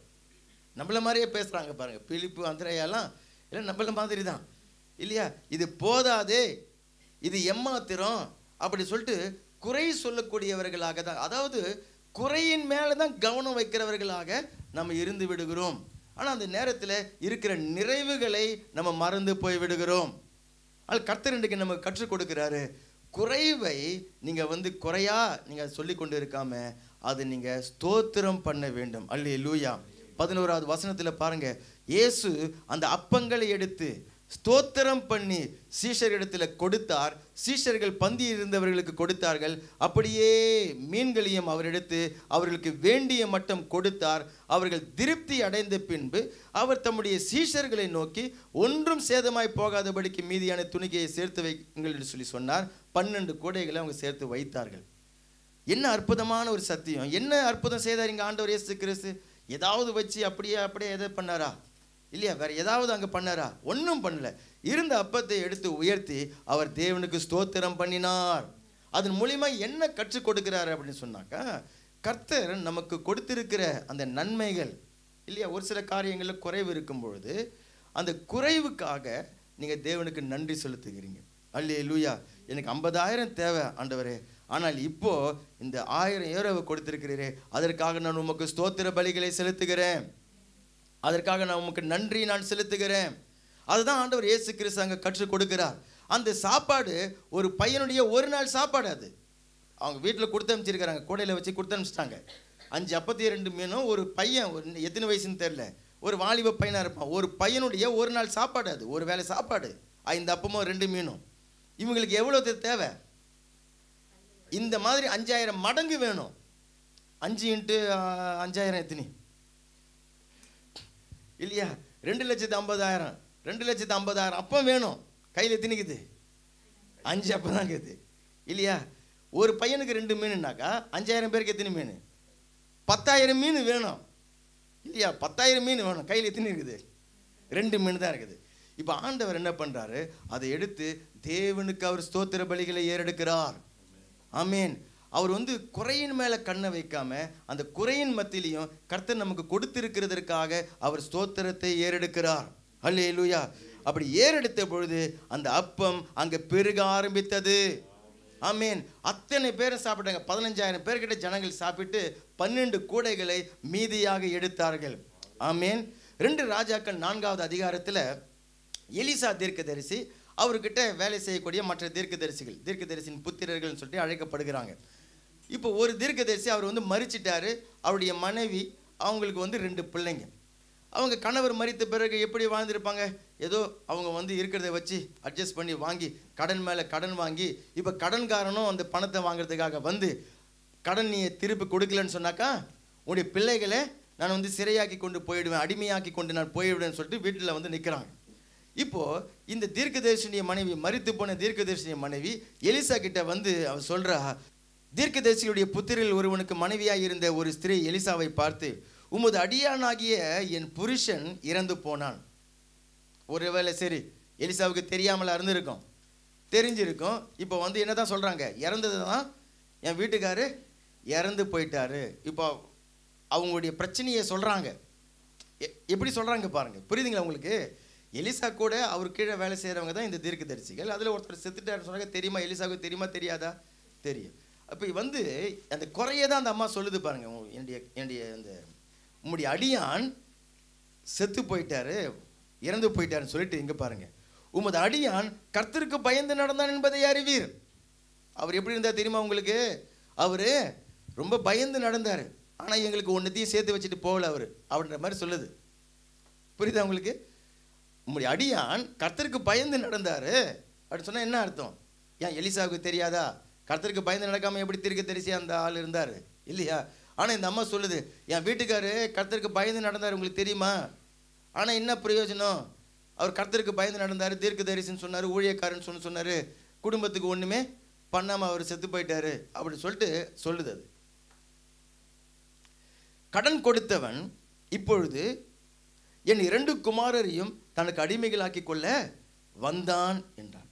சொல்றதெல்லாம் என்ன தான் சொல்றாங்க இந்த அம்மா? சொல்றதெல்லாம் இல்லாததை, குறைய, பிரச்சனையை தான் சொல்லி கொண்டு இருக்கிறாங்க. சரி, இப்போ எலிசாவை பாருங்க. அவர் ஊழியக்காரன், தேவனுடைய ஊழியக்காரன். எலிசாவை நோக்கி, நான் உனக்கு என்ன செய்ய வேண்டும், உன்னிடத்துல என்ன இருக்கிறது அப்படின்னு சொல்லிட்டு எலிசா அங்கே கேட்கிறார். இப்போ அந்த அம்மா என்ன சொல்லுது? இங்கே பாருங்கள் சார், எங்ககிட்ட பணம் இல்லை, என்கிட்ட அரிசி பருப்பு இல்லை, என்கிட்ட துணிமணி இல்லை. இப்போ எலிசா சொல்ல, இல்லை இல்லை இல்லை இல்லைன்றதை விட்டுட்டு இப்போ உங்ககிட்ட என்ன இருக்குது அதை சொல்லுமா அப்படின்ட்டார். இல்லை இல்லை, என்கிட்ட தோட்டத்தில் நெல் இல்லை இல்லையா, பிள்ளைகளுக்கு கொடுக்கறதுக்கு ஒன்றுமே இல்லை, இது இல்லை அது இல்லை. அப்போ எலிசா திரும்ப சொல்கிற, இல்லை இல்லை, நீ உங்ககிட்ட இல்லாத நான் கேட்கல, உங்ககிட்ட இருக்குது என்னன்றதை எனக்கு சொல்லுன்றார். இது என்ன, என்கிட்ட என்ன இருக்குதுன்னே தெரியல. ஏன்னா இல்லாததை லிஸ்ட்டு கேட்டாக்கா மனப்பாடமாக வருது, இல்லாததை கேட்டாக்கா மனப்பாடமாக வருது. ஏன் அது நம்ம மனப்பாடம் எப்படி பண்ண முடியும்? ஸ்கூலில் பிள்ளைங்க மனப்பாடம் எப்படி பண்ணுறாங்க? ரிப்பிட்டேஷன் இல்லையா? திரும்ப திரும்ப ஓர் 6 6, ஈர் 6 12, மூ 6 18, 4 6 24, ஐ 6 30, 6 6 30, இப்படி திரும்ப திரும்ப திரும்ப பிள்ளைங்களுக்கு அப்படி தான் சொல்லி சொல்லி சொல்லி சொல்லி அது என்ன ஆகுது? அப்புறம் நீங்கள் வந்து 50 வயசு ஆனாலும் கூட்டு 6 6 எத்தனைனாக்கா 36. ஏன்னா சொல்லி சொல்லி அது வந்து பழக்கமாகிடுச்சு, மனப்பாடம் ஆயிடுச்சு. மனப்பாடம் அதுதான். அப்போ நம்மக்கிட்ட வந்து பிரச்சனைகளை லிஸ்ட்டு கேட்டாக்கா மனப்பாடமாக சொல்லிடுவோம். ஆமாம். எலிசா கேட்குறாரு, உங்கள்கிட்ட என்ன இருக்குதுன்றாரு. யோசித்து யோசித்து பார்த்துட்டு, ஆமாம் என்கிட்ட கொஞ்சோண்டு எண்ணெய் இருக்குது, கொஞ்சம் வீட்டில் கொஞ்சோண்டு எண்ணெய் இருக்குது. எலிசா எதை இல்லையோ அதெல்லாம் விட்டுட்டு எதை இருக்குதோ அதை தான் பிடிச்சார். ஓகே, நீ என்ன பண்ணி நீ வீட்டுக்கு போயிட்டு பக்கத்தில் இருக்கிறவங்களுடைய பாத்திரத்தெல்லாம் நீ வாங்கி இந்த உங்ககிட்ட இருக்குதுன்னு சொல்லி அந்த கொஞ்சம் எண்ணெய் அதை எடுத்து எடுத்து அதில் நீ ஊற்று சொல்லி அனுப்பிச்சிட்டார். இந்த அம்மாவும் போயிட்டு பிள்ளைங்க கிட்ட சொல்லி அக்கம் பக்கத்தில் பாத்திரங்கள்லாம் வாங்கின்னு வந்து அள்ளி அள்ளி ஊற்றுறாங்க. அந்த எண்ணெய் பெருகி கொண்டே இருக்கிறது. நல்லா கவனிங்க, எண்ணெய் பெருகி கொண்டே இருக்கிறது. அப்புறம் பையன் கிட்ட கேட்குறாங்க, வேறு எதாவது பாத்திரங்க தான் இல்லை அப்படின்னு சொல்கிறான். அவன் இல்லைன்னு சொன்னவொடனே மறுபடியும் அங்கே இல்லைன்னு சொன்னவொடனே எண்ணெய் ஸ்டாப் ஆகிடுச்சு. சரி, மறுபடியும் எலிசா கிட்ட வருகிறாங்க. எலிசா சொல்கிறார், நீ அதை விற்று உடைய கடனை அடைச்சிட்டு அதை வச்சு நீ ஜீவனம் பண்ணுன்றார். ஆனால் அங்கே நடந்தது என்ன? இது வந்து குடும்பமாக உட்காந்து ஜெபிக்கிறது, நமக்குள்ளே இருக்கிற அபிஷேகத்தை அனல் மூட்டுகிறது, மற்றவங்களுக்கு பாத்திரங்கள் வெளியில் இருக்கிற அந்த பாத்திரங்கள் அவங்களுக்கு சுவிசேஷத்தை அறிவிக்கிறது, இதெல்லாம் தேவன் நம்முடைய தேவைகளை சந்திப்பார். இதெல்லாம் அந்த காரியங்கள் இருந்தாலும் ஏன் எலிசா வந்து அக்கம் பக்கத்து வீட்டில் போய்ட்டு நீ பாத்திரத்தை வாங்கின்னு வந்து அதை நிரப்புன்னு சொல்லி சொன்னார்? ஏன்னு சொன்னாக்கா, இது அக்கம் பக்கத்தில் இருக்கிற ஒரு வீடா இது காலியை பாத்திரத்தோடு இந்த அம்மா போயிருந்துருக்கும். வீட்டுக்காரர் மறிச்சிட்டாரு, கர்த்தருக்கு ரொம்ப பயந்து நடந்தார், ஆனால் எங்களுக்கு ஒன்றுமே வச்சுட்டு போகல. வீட்டுக்காரர் மறிச்சிட்டாரு, கர்த்தருக்கு பயந்து நடந்தார், ஆனால் இது ஒன்றுமே வச்சுட்டு போகல. வீட்டுக்காரர் மறிச்சிட்டாரு, கர்த்தருக்கு பயந்து நடந்தார், ஒன்றுமே வச்சுட்டு போகலன்னு சொல்லிட்டு இந்த அம்மா காலி பாத்திரத்தோடு ஒரு வீடாக போயிருந்துருக்கும். புரியுதா உங்களுக்கு? எத்தனை பேருக்கு புரியுது? குறையே போய் சொல்கிறதுக்காகவே வீடு வீடா இந்த அம்மா போயிருந்துருக்கும். இந்த கடலில் விழுந்ததே, நான் அந்த பகுதியில் நீங்கள் வாசித்து பார்த்தீங்கன்னா இந்த அம்மா கடலில் விழுந்ததே எதனால தான்? இதனுடைய அந்த குறை சொல்லுகிறது, முறுமுறுக்கிறது, இதன் மூலியமாகவே அந்த அந்த குடும்பத்தில் அந்த குறைகள் வந்து விட்டது. பாருங்க, குறை சொல்லுகிறதுலேருந்து தேவன் நம்மை காப்பாற்றுவாராக. அல்லேலூயா. நம்ம என்ன நினைக்கிறோம்? இருக்கிறது தானே சொல்கிறேன் நான். அதாவது வந்து பிரச்சனை, உண்மையாக பிரச்சனை இருக்குதானே சொல்கிறோம். நம்ம சொல்கிறோம், உங்களை தேவனோடு தொடர்பு படுத்தி விட்டாயிடுச்சு. ஆமேன். தேவன் அற்றவர்களாக எத்தனை பேர் இருக்கிறீங்க? தேவனுக்கு சமீபமாக வந்துட்டோம் இல்லையா இயேசுவின் ரத்தத்தினால? ஆமேன். இயேசுவின் நாமத்தினால் நம்ம ஜெபிக்கும்படிக்காக தேவன் கற்றுக் கொடுத்து விட்டார். பரலோகத்தில் நமக்காக இருந்து கொண்டு அவர் பரிந்து பேசிக்கொண்டு ஜெபித்து கொண்டு இருக்கிறார். எனக்கும் தேவனுக்கு நேரடியாக தொடர்பு இருக்கிறது. ஆமேன். அப்போ நான் தேவனிடத்தில் என்னுடைய குறைகளை சொல்லுவேன். நம்ம என்ன பண்ணி விடுகிறோம்? வீடு விடாது நம்ம சொல்லும் பொழுது குறை இன்னும் தீவிரமான ஒரு குறையா மாறிடுச்சு. ஆமேன். கொஞ்சம் இருந்தது, கொஞ்சம் வந்து பஞ்சமா மாறிடுச்சு. கொஞ்சம் சொல்லுங்க, கொஞ்சம் பஞ்சம், கொஞ்சம் பஞ்சம். ஆமாம், கொஞ்சமாக இருந்ததும் பஞ்சமாக ஆகிவிடுகிறது. எப்போ? குறை சொல்ல சொல்ல சொல்ல சொல்ல. அப்போ எலிசா பார்த்தாரு, சரி இதுதான் உன்னுடைய பிரச்சனை. அப்போ நீ என்ன பண்ணு, இப்போ போய் வீடு வீடா நீ போயிட்டு சொல்லின்னு இருக்காத. நீ வீடு வீடா போயிட்டு உன்னுடைய குறைகளை எல்லாம் நீ சொல்லி கொண்டு இருக்காத. ஆமேன். என்னுடைய மனைவி எனக்கு வந்து இது செய்யலை, என்னுடைய கணவர் எனக்கு வந்து இதை செய்யலை, எனக்கு வந்து இது இல்லை, என்னுடைய பிள்ளை, என்னுடைய வேலை இல்லையா, என்னுடைய சபை, என்னுடைய ஊழியக்காரர், சொல்லிக்கொண்டு குறை சொல்லிக்கொண்டு இருக்காத. இப்போ நீ போ, உங்ககிட்ட என்ன இருக்குது? கொஞ்சம் எண்ணெய் தானே இருக்குது. நீ இப்போ ஒரு வீடாக போயிட்டு பாத்திரத்தை கேளு. அவங்க ஆச்சரியப்படுவாங்க, என்ன இந்த அம்மா இன்னைக்கு வந்து வெறும் பாத்திரத்தோடு வருமே, இன்னைக்கு வந்து என்கிட்ட வெறும் பாத்திரத்தை கேட்குது. அவங்களுக்குள்ளே ஒரு பெரிய ஆச்சரியம் வந்துட்டு இருக்கும். வந்துட்டு நீ போயிட்டு உக்காந்து உனக்குள்ளே இருக்கிற அபிஷேகத்தை ஊற்று. அல்லேலூயா, அல்லேலூயா அப்படின்னு சொன்ன என்ன சொல்கிறாங்க? உங்ககிட்ட இருக்கிற நன்மையை நீ வெளியில் சொல்லு. உங்ககிட்ட இருக்கிற நன்மை, கர்த்தர் உனக்கு கொடுத்துருக்கிற நன்மையினால அவங்க பாத்திரத்தை நீ நிரப்பு. சொன்னால் என்ன அர்த்தம்? கர்த்தர் எனக்கு இது செய்திருக்கிறாங்க, நான் கர்த்தருக்கு நான் ஸ்தோத்திரம் பண்ணுகிறேன். அல்லேலூயா. கர்த்தர் எனக்கு அருமையான ஒரு கணவரை கொடுத்திருக்கிறார், அருமையான மனைவியை கொடுத்திருக்கிறார், அருமையான பிள்ளையை கொடுத்திருக்கிறார், அருமையான வேலையை கொடுத்திருக்கிறார், நல்ல சரீர ஆரோக்கியத்தை கொடுத்திருக்கிறார், இதை கொடுத்திருக்கிறார், அதை கொடுத்திருக்கிறார்னு சொல்லிட்டு நீங்க ஸ்தோத்திரம் சொல்லுகிறதுக்கு தான் அந்த காலி பாத்திரத்தை போய் வாங்கிட்டு வாங்கன்னு சொல்லிட்டு எலிசா சொல்லுகிறார். நீங்க உங்ககிட்ட இருக்கிற நன்மையை, தேவன் உங்களுக்கு கொடுத்திருக்கிற நன்மையை நீங்க எடுத்து சொல்ல ஸ்தோத்திரம் பண்ண அந்த நன்மை உங்களுக்குள்ள பெருகும். ஆமென் சொல்லுங்க. நீங்க இருக்கிற குறை இருக்கிறத தானே நான் சொல்றேன், ஜெபிக்கிறதுக்கு தானே நான் சொல்றேன் நான் அப்படி நம்ம சொல்லி என்ன பண்றோம், கொஞ்சத்தை பஞ்சமா ஆக்கிட்டோம். ஆனா இன்றைக்கு கர்த்தர் சொல்லுகிறாரு, உனக்குள்ள இருக்கிற நிறைய இல்லையா, எவ்வளோத்தர குறைவு இருந்தது அவளுக்கு, ஆனால் அவகிட்ட இருந்து கொஞ்சோண்டு எண்ணெய், இந்த கொஞ்சம் எண்ணெய் இருக்குதா, என்கிட்ட இந்த எண்ணெய் இருக்கிறதுன்றத நீ மற்றவங்ககிட்ட போயிட்டு சொல்லு அப்படின்னு சொல்லிட்டு எலிசா அவளுக்கு சொல்லி அனுப்புகிறார். அல்லேலூயா, அல்லேலூயா. அப்போ கர்த்தர் இன்றைக்கு நம் ஒவ்வொருவரையும் கூட அவர் வந்து சந்திக்கிறார். ஆமேன். இந்த வருஷத்தினுடைய கடைசி மாதத்தில் நம்ம இருக்கிறோம். இன்றையிலிருந்து நல்ல இன்னைக்கு ஒரு தீர்மானம் எடுத்துக்கொள்ளுங்க. ஆவியானவர் இதை உணர்த்தினார் பாருங்க. என்னன்னாக்கா, இன்னிலேருந்து 23 நாள் இருக்குது. இன்னிலிருந்து இந்த வருஷம் முடிகிற வரைக்கும் என் வாயால் ஒருத்தவருக்கு கூட ஒரு குறைன்ற ஒரு காரியத்தை நான் சொல்ல மாட்டேன். எத்தனை பேர் தீர்மானம் எடுக்க முடியும்? அந்த மாதிரி எத்தனை பேர் சொல்ல முடியும், தீர்மானம் எடுக்க முடியும்? என் வாயால் இந்த காரியம் எனக்கு இந்த பிரச்சனை இருக்குது, இந்த காரியம் எனக்கு குறை, இதில் இது இப்படி சொல்லிட்டு நான் சொல்ல மாட்டேன்னு சொல்லிட்டு இந்த 23 நாளைக்கு நீங்கள் ஒரு தீர்மானத்தை, ஒரு பொறுத்தினியை நீங்கள் எடுத்துக்கொள்ளணும். யார்கிட்ட தான் சொல்லணும்? அப்போது கர்த்தர்கிட்ட தான் சொல்லணும். கர்த்தரும் உஷாராக இருக்கிறாரு. ஏன்னாக்கா கர்த்தர் உஷாராக இருக்கிறாரு. அவர்கிட்ட எப்படி வந்து சொல்லணுன்றதை சொல்கிறாரு பாருங்க.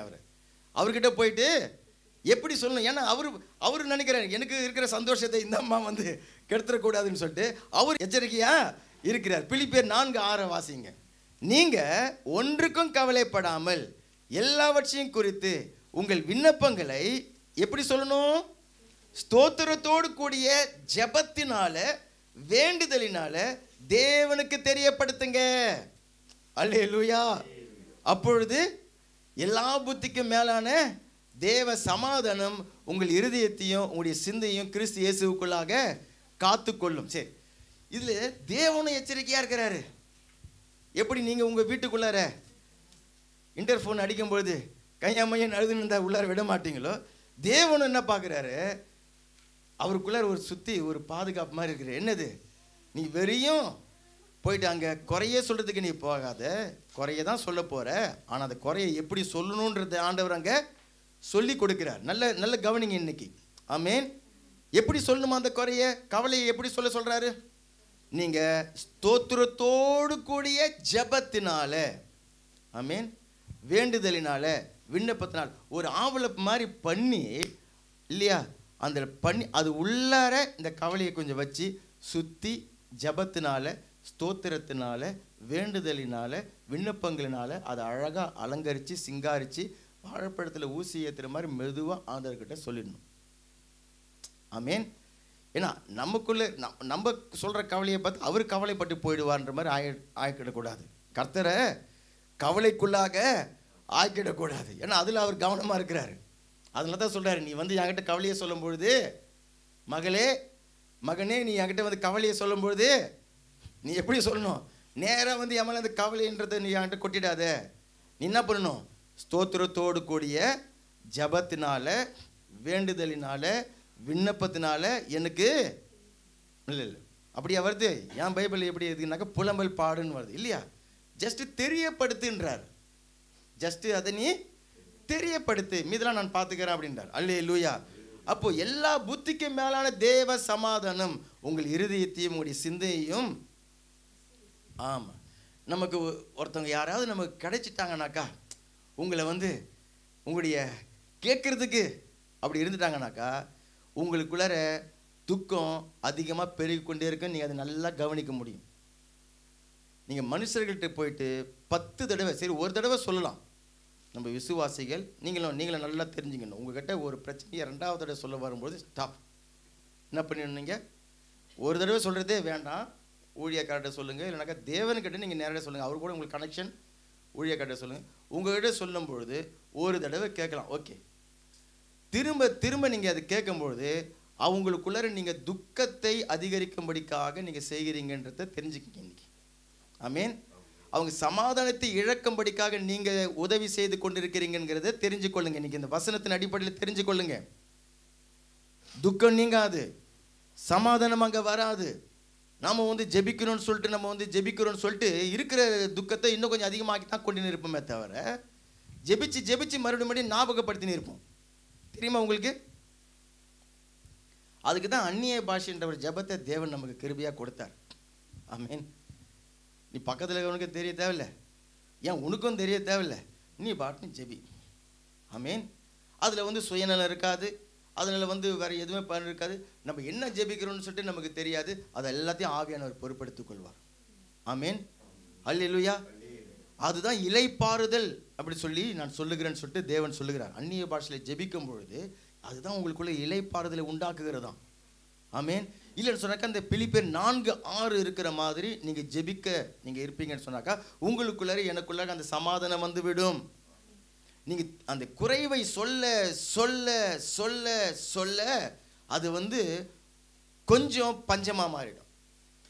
இன்னைக்கு தெரிஞ்சுங்க, கொஞ்சம் பஞ்சமாக மாறிடும். ஆனால் நீங்கள் சொல்ல வேண்டிய ஆள்கிட்ட அவர்கிட்ட சொல்லிட்டு நீங்கள் அப்படியே ஸ்தோத்திரத்தில் நிறுத்திடணும். இல்லையா? அந்நிய பாஷையில் நிறைய நீங்கள் ஜெபிக்க ஜெபிக்க அல்லேலூயா உங்களுக்குள்ளார அந்த சமாதானம் இறங்கி வந்துடும். புத்திக்கு எட்டாத அந்த ஒரு சந்தோஷம் அங்கே இறங்கி வந்துவிடும். துக்கங்கள் அங்கே இறங்குகிறது நீங்கள் பார்க்க முடியும். உங்களுக்குள்ளார ஒரு சந்தோஷம் அங்கே வந்துவிடும். ஆமீன். இன்னைக்கு இந்த ரகசியத்தை எத்தனை பேர் கற்றுக்கொள்ளுகிறீங்க? அப்போ கர்த்தர் சொல்கிறார், இன்றைக்கு நீங்கள் வீட்டுக்கு போயிட்டு ஒரு வெள்ளை பேப்பர் ஒரு பேனாவை எடுத்து எதை எழுத போகிறீங்க? இந்த வருஷம் 2024 எனக்கு நடந்த பிரச்சனைகள் தலைப்பு போட்டுட்டு எழுதுனாக்கா பேனாவில் இங்கு இல்லாத அளவுக்கு கடற்கடன்னு நம்ம சொன்ன மாதிரி மனப்பாடமா நம்பர் 1 ஜனவரி மாதத்தில் 4, பிப்ரவரி மாதத்தில் 2, மார்ச் மாதம் வந்தபொழுது அது 7ஆக மாறிடுச்சு, அது ஒரு 4 எழுது அப்படி சொல்லிட்டு பேப்பரே பத்தாத அளவுக்கு மனப்பாடமாக நம்ம எழுதிடுவோம். ஆனால் கர்த்தர் இன்றைக்கி சொல்கிறார், இன்றைக்கி அது சீரியஸாக நீங்கள் இந்த 2024 நீங்கள் சந்தோஷமாக நீங்கள் முடிக்க விரும்புகிறீங்க, கிருபை தேவ கிருபையோடு நீங்கள் முடிக்க விரும்புகிறீங்க, 2025வது வருஷத்தை நீங்கள் ஒரு புது பலத்தோடு நீங்கள் சந்திக்க விரும்புகிறீங்கன்னு சொன்னால் இன்றைக்கு நீங்கள் வீட்டுக்கு போயிட்டு இன்னைக்கு நாளைக்கு ஒரு தாள் எடுத்து கர்த்தர் உங்களுக்கு செய்த நன்மைகளை நீங்கள் வந்து எழுதுங்க. ஒரு 20வது குறைஞ்சது ஒரு 20வது நீங்கள் எழுதணும்.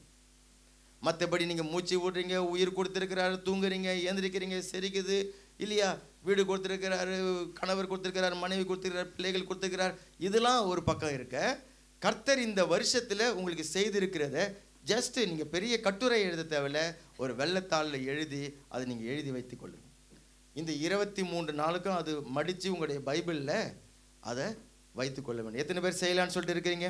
ஏன்னா கர்த்தர் உங்களை ஒரு சில காரியங்களிலிருந்து விடுதலையாக்க விரும்புகிறார் இல்லையா? ஒரே பிரச்சனையில் திரும்ப திரும்ப நீங்கள் வந்து கொண்டு இருக்கணுன்றது தேவனுக்கு விருப்பம் கிடையாது. பிரச்சனை அப்படியே மாறாத மாதிரியே இருக்கணுன்றது தேவன் விரும்பல. அது விடுதலை கொடுக்க விரும்புகிறார். விடுதலைக்கான வழி இதுதான். பிரச்சனைகள் மாறுகிறதற்கான வழிகள் இதுதான்.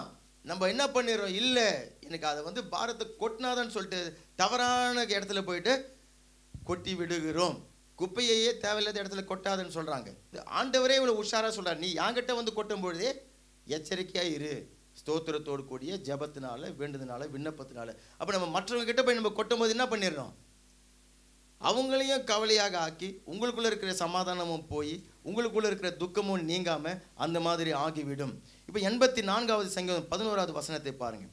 தேவனாகிய கர்த்தர் சூரியனும் கேடகவுமானவர், கர்த்தர் கிருபையும் மகிமையும் அருளுவார், உத்தமமாய் நடக்கிறவர்களுக்கு நன்மையை வழங்காமல் இருக்க மாட்டார்.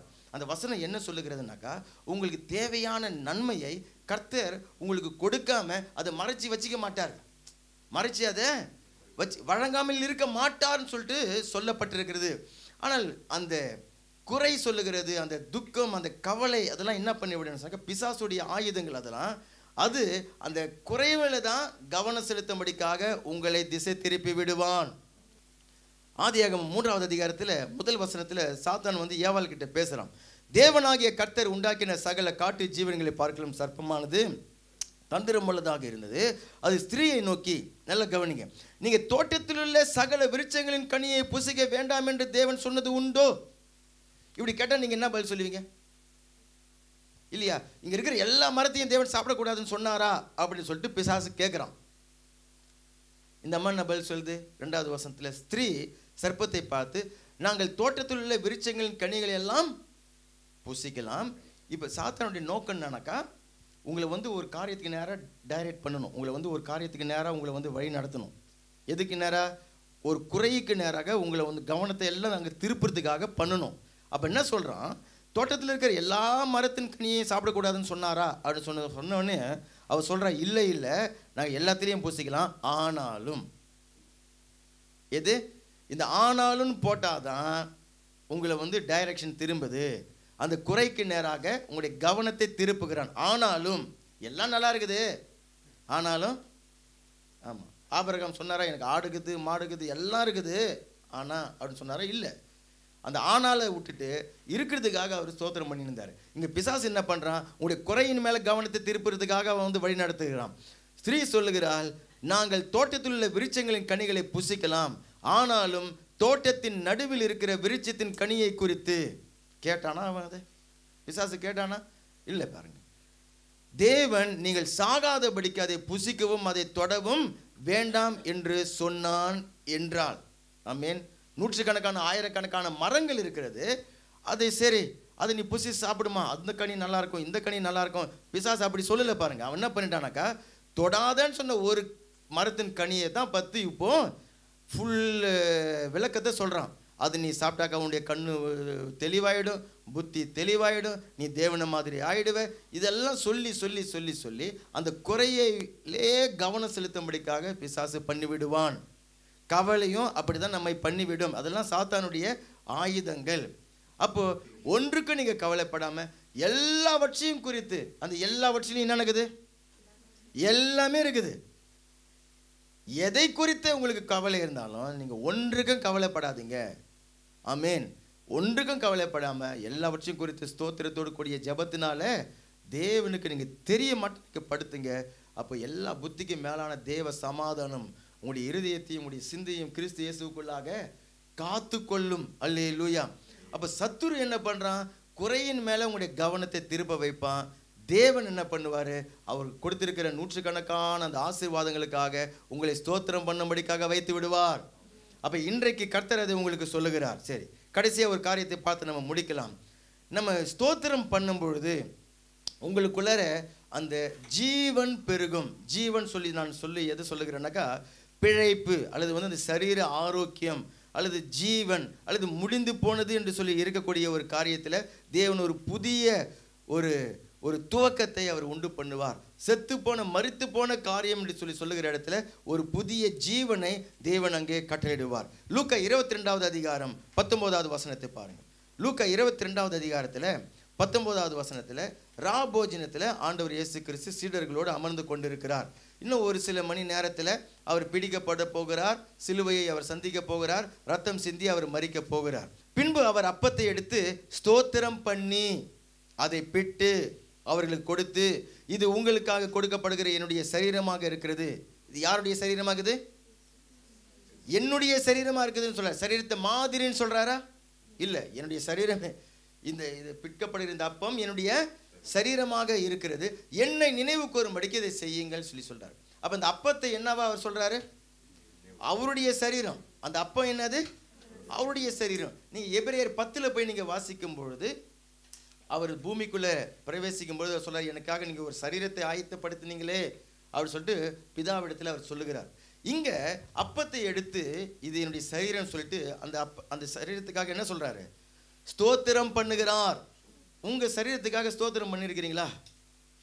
உங்களுக்கு கொடுத்திருக்கிற ஆரோக்கியத்துக்காக ஸ்தோத்திரம் பண்ணியிருக்கிறீங்களா? கை காலுக்காக கண்ணுகளுக்காக ஸ்தோத்திரம் பண்ணியிருக்கிறோமா? நல்ல சுகபலத்துக்காக ஸ்தோத்திரம் பண்ணியிருக்கிறோமா? ஆண்டவர் பண்ணுறாரு. இங்கே திருவிருந்து, அது திருவிருந்தில் ஆண்டவர் அது செய்கிறாரு. கம்யூனியன் சர்வீஸ் நம்ம செய்கிறோம் இல்லையா, அதுதான் அங்கே நடக்குது. ஆனால் அங்கே ஆக்சுவலாக என்ன பண்ணுறாரு? அப்பத்தை எடுத்து இதுதான் என்னுடைய சரீரம் சொல்லிட்டு தேவனுக்கு அதற்காக ஸ்தோத்திரம் பண்ணுகிறார்.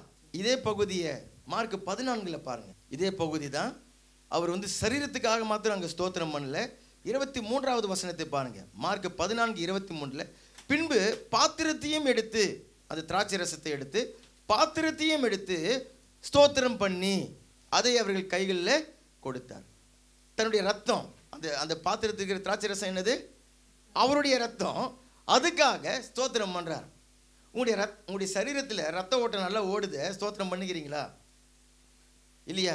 எலும்புகள் இவ்வளோ நல்லா வேலை செய்த ஸ்தோத்திரம் பண்ணியிருக்கிறோமா? 273 எலும்பு இருக்குது சரீரத்தில். எத்தனை எலும்பு இருக்குது? 273 எலும்பு இருக்குது. நம்முடைய சரீரத்தில் ரத்தத்தை கொண்டு போகக்கூடிய அந்த நரம்பு, அதை அப்படியே நேராக ஒன்று ஒன்றா அப்படி லைனாக வச்சாக்கா இங்கேருந்து நிலா வரைக்கும் போகலாம். 970 மைல் தூரம் இருக்குது நம்முடைய சரீரத்தில் கூடிய அந்த ரத்த நரம்புகள். கண்ணு மண்டலம் இருக்குது, எலும்பு மண்டலம் இருக்குது, சுவாச மண்டலம் இருக்குது, காது மண்டலம் இருக்குது, அந்த வாய் சம்மந்தப்பட்டது இருக்குது, மூளையே அது பெரிய உலகம் இல்லையா? சரீர தசை நாறுகள் எத்தனை ஆயிரக்கணக்கான தசை நாறுகள் இருக்கிறது. ஆயிரக்கணக்கான அந்த நாக்கில் அந்த சுவையில் அவ்வளோ காரியங்கள் இருக்குதுன்னு சொல்லுகிறார்கள், ஆராய்ச்சியில் சொல்லுகிறார்கள்.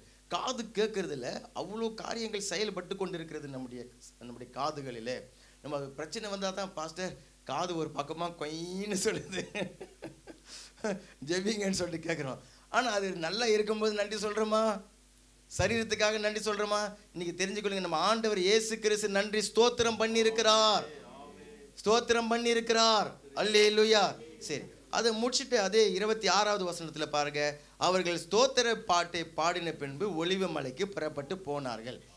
ஓகே, இப்போ ஸ்தோத்திரம் பண்ணதனுடைய விளைவு என்னன்னு சொன்னா, இவர் போனாரு, இவரை பிடித்தாங்க, எல்லாம் விசாரிச்சாங்க, சிலுவையில் அடிச்சாங்க, அடக்கம் பண்ணாங்க. 3வது நாள் அல்லேலூயா, எந்த சரீரத்துக்காக ஸ்தோத்திரம் பண்ணாரோ அந்த சரீரத்தை தேவன் உயிரோடு எழுப்பி விட்டார். கரங்களை பலமாய் தட்டுங்க. அப்போ சரீரத்தில் கூடிய பலவீனம், சரீரத்தில் கூடிய வியாதி நீங்கிறதுக்காக ஆண்டவர் அற்புதமா ஒரு வழியை சொல்றாரு பாருங்க. அவரே சிலுவையில் மரிக்க போகிற அவருடைய சரீரத்துக்காக ஸ்தோத்திரம் பண்ணி ஸ்தோத்திரம் பண்ணி ஸ்தோத்திரம் பண்ணி உயிர்த்தெழுதல் உண்டாகின்றது அவருடைய சரீரத்தில். ஆமீன். அதே கிறிஸ்துவின் ஆவி உங்களுக்குள்ள இருக்கிறபடினால, என்ன கிறிஸ்துவின் ஆவி?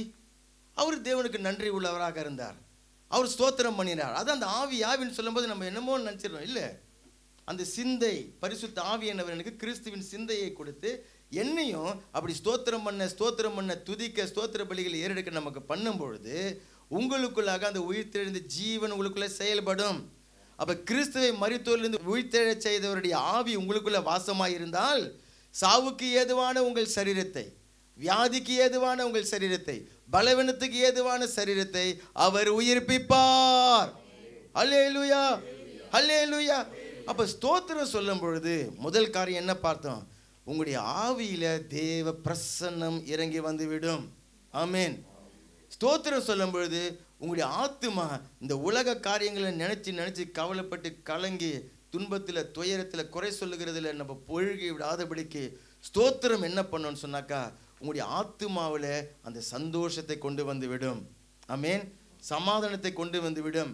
குறைகள் எல்லாம் நிறைவாகுகிறத நீங்க பார்ப்பீங்க, எண்ணெய் எல்லாம் பெருகுகிறத நீங்க பார்ப்பீங்க. ஆமீன். 3வது நம்ம பார்த்தோம், ஸ்தோத்திரம் பண்ண உங்களுடைய சரீரத்தில் தேவனுடைய உயிர்ப்பிக்கிற வல்லமை செயல்படும். ஆமீன். எத்தனை பேர் ஸ்தோத்திரம் பண்ணலாம்னு சொல்லிட்டு தீர்மானிக்கிறீங்க? அல்லேலூயா. அதான் சங்கீதக்காரன் சொல்றாரு, என் ஆத்துமாவே நீ கர்த்தரை ஸ்தோத்திரி, எனக்கு ஜீவன் வேண்டுமா மரணம் வேண்டுமா? உங்களுடைய சரீரத்துக்கு என்ன வேண்டும்? இப்போ சொல்லுங்க, உங்க சரீரத்துக்கு என்ன வேண்டும்? ஜீவன் வேண்டும் சொன்னீங்கன்னாக்கா நீங்க என்ன பண்ணணுமா? இயேசு கிறிஸ்துவை போல ஸ்தோத்திர பலிகளை நீங்க ஏறெடுக்கணும். மரணம் வேண்டும்னு சொன்னாக்கா நீங்க என்ன பண்ணணும்? இஸ்ரவேல் ஜனங்களை போல வனாந்தரத்தில் முறுமுறுத்தா போதும், நீங்க வேற ஒன்றும் பண்ண தேவையில்லை. முறுமுறுத்தா போதும், மரணம் வச்சு சாத்தும்படிக்காக பண்ணி விடுவார். இல்லையா? 30 லட்சம் பேரா இருந்தாலும் சரி, ஒருத்தவரும் நீங்க அங்க போக மாட்டீங்கன்னு சொல்லிட்டார். ஆமேன். என்ன பாவம் பண்ணிட்டாங்க? கொலை பண்ணிட்டாங்களா? விபச்சாரம் பண்ணிட்டாங்களா? திருடிட்டாங்களா? இல்லை. அவங்களுடைய வாயின் வார்த்தையினால குறை சொன்னாங்க, முறுமுறுத்தாங்க, ஸ்தோத்திரம் பண்ணவே இல்லை.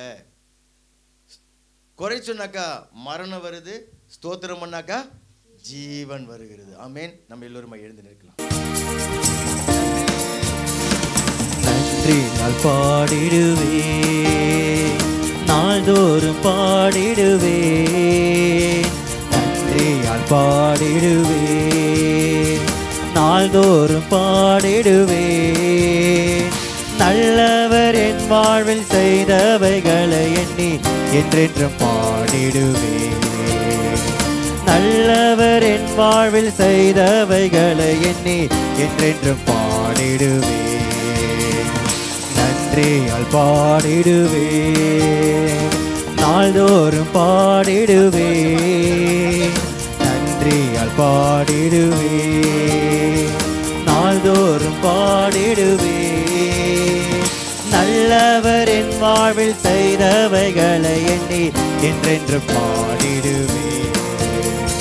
நல்லவர் என் வாழ்வில் செய்தவைகளை எண்ணி என்றென்று பாடிடுவேன். கடந்திட்ட நாட்களிலும் கரமே கிருபையால் நடத்தியதே. கலக்கங்கள் நெருக்கங்கள் சூழ்ந்திட்டது, கர்த்தாவே சுமந்திட்டீரே. கடந்திட்ட நாட்களிலும் கரமே என்னை கிருபையால் நடத்தியதே. கலக்கங்கள் நெருக்கங்கள் சூழ்ந்திட்டது, கர்த்தாவை சுமந்திட்டீரே. களிப்புடன் உம்மை ஸ்தோத்தரிப்பேன் என்றும் கர்த்தாவும் அன்பினையே.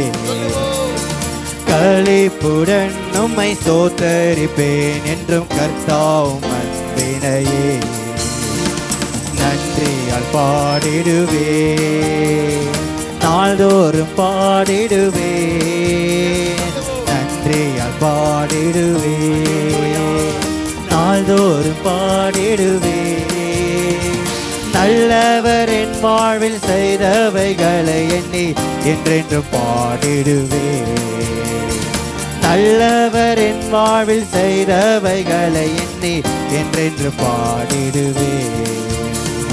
நெருக்கங்கள் மத்தியில் அழைத்த போது உருக்கமாயிறங்கினீரே. சுகமாழ்வு எண்ணில் துளிர் விட்டது, புது வழி திறந்திட்டீரே. நெருக்கங்கள் மத்தியில் அழைத்த போது உருக்கமாயிறங்கினீரே. சுகமாழ்வு எண்ணில் துளிர் விட்டது, புது வழி திறந்திட்டீரே. ஆயிரம் நாவினால் பாடினாலும் உம் அன்பிற்கு ஈடாகாதே. ஆயிரம் நாவினால் பாடினாலும் உம் அன்பிற்கு ஈடாகாதே. நன்றியால் பாடிடுவேன். நாள்தோறும் பாடிடுவேன். நன்றியால் பாடிடுவேன். நாள்தோறும் பாடிடுவேன். நல்லவர் என் வாழ்வில் செய்தவைகளை எண்ணி என்றென்றும் பாடிடுவேன். நல்லவர் என் வாழ்வில் செய்தவைகளை எண்ணி என்றென்றும் பாடிடுவேன். நன்மையால் என் வாயை நிறைந்திட்டீரே, என்றென்றும் பாடிடுவேன். ஆத்துமாவே நீ ஸ்தோத்தரிப்பாய், அவர் செய்த நன்மைகட்காய். நன்மையால் என் வாயை நிறைந்திட்டீரே, என்றென்றும் பாடிடுவேன். ஆத்துமாவே நீ ஸ்தோத்தரிப்பாய், அவர் செய்த நன்மைகட்காய். ஜீவிய நாள் எல்லாம் உம் புகழ் பாடி நின் பாதம் வந்திடுவேன்.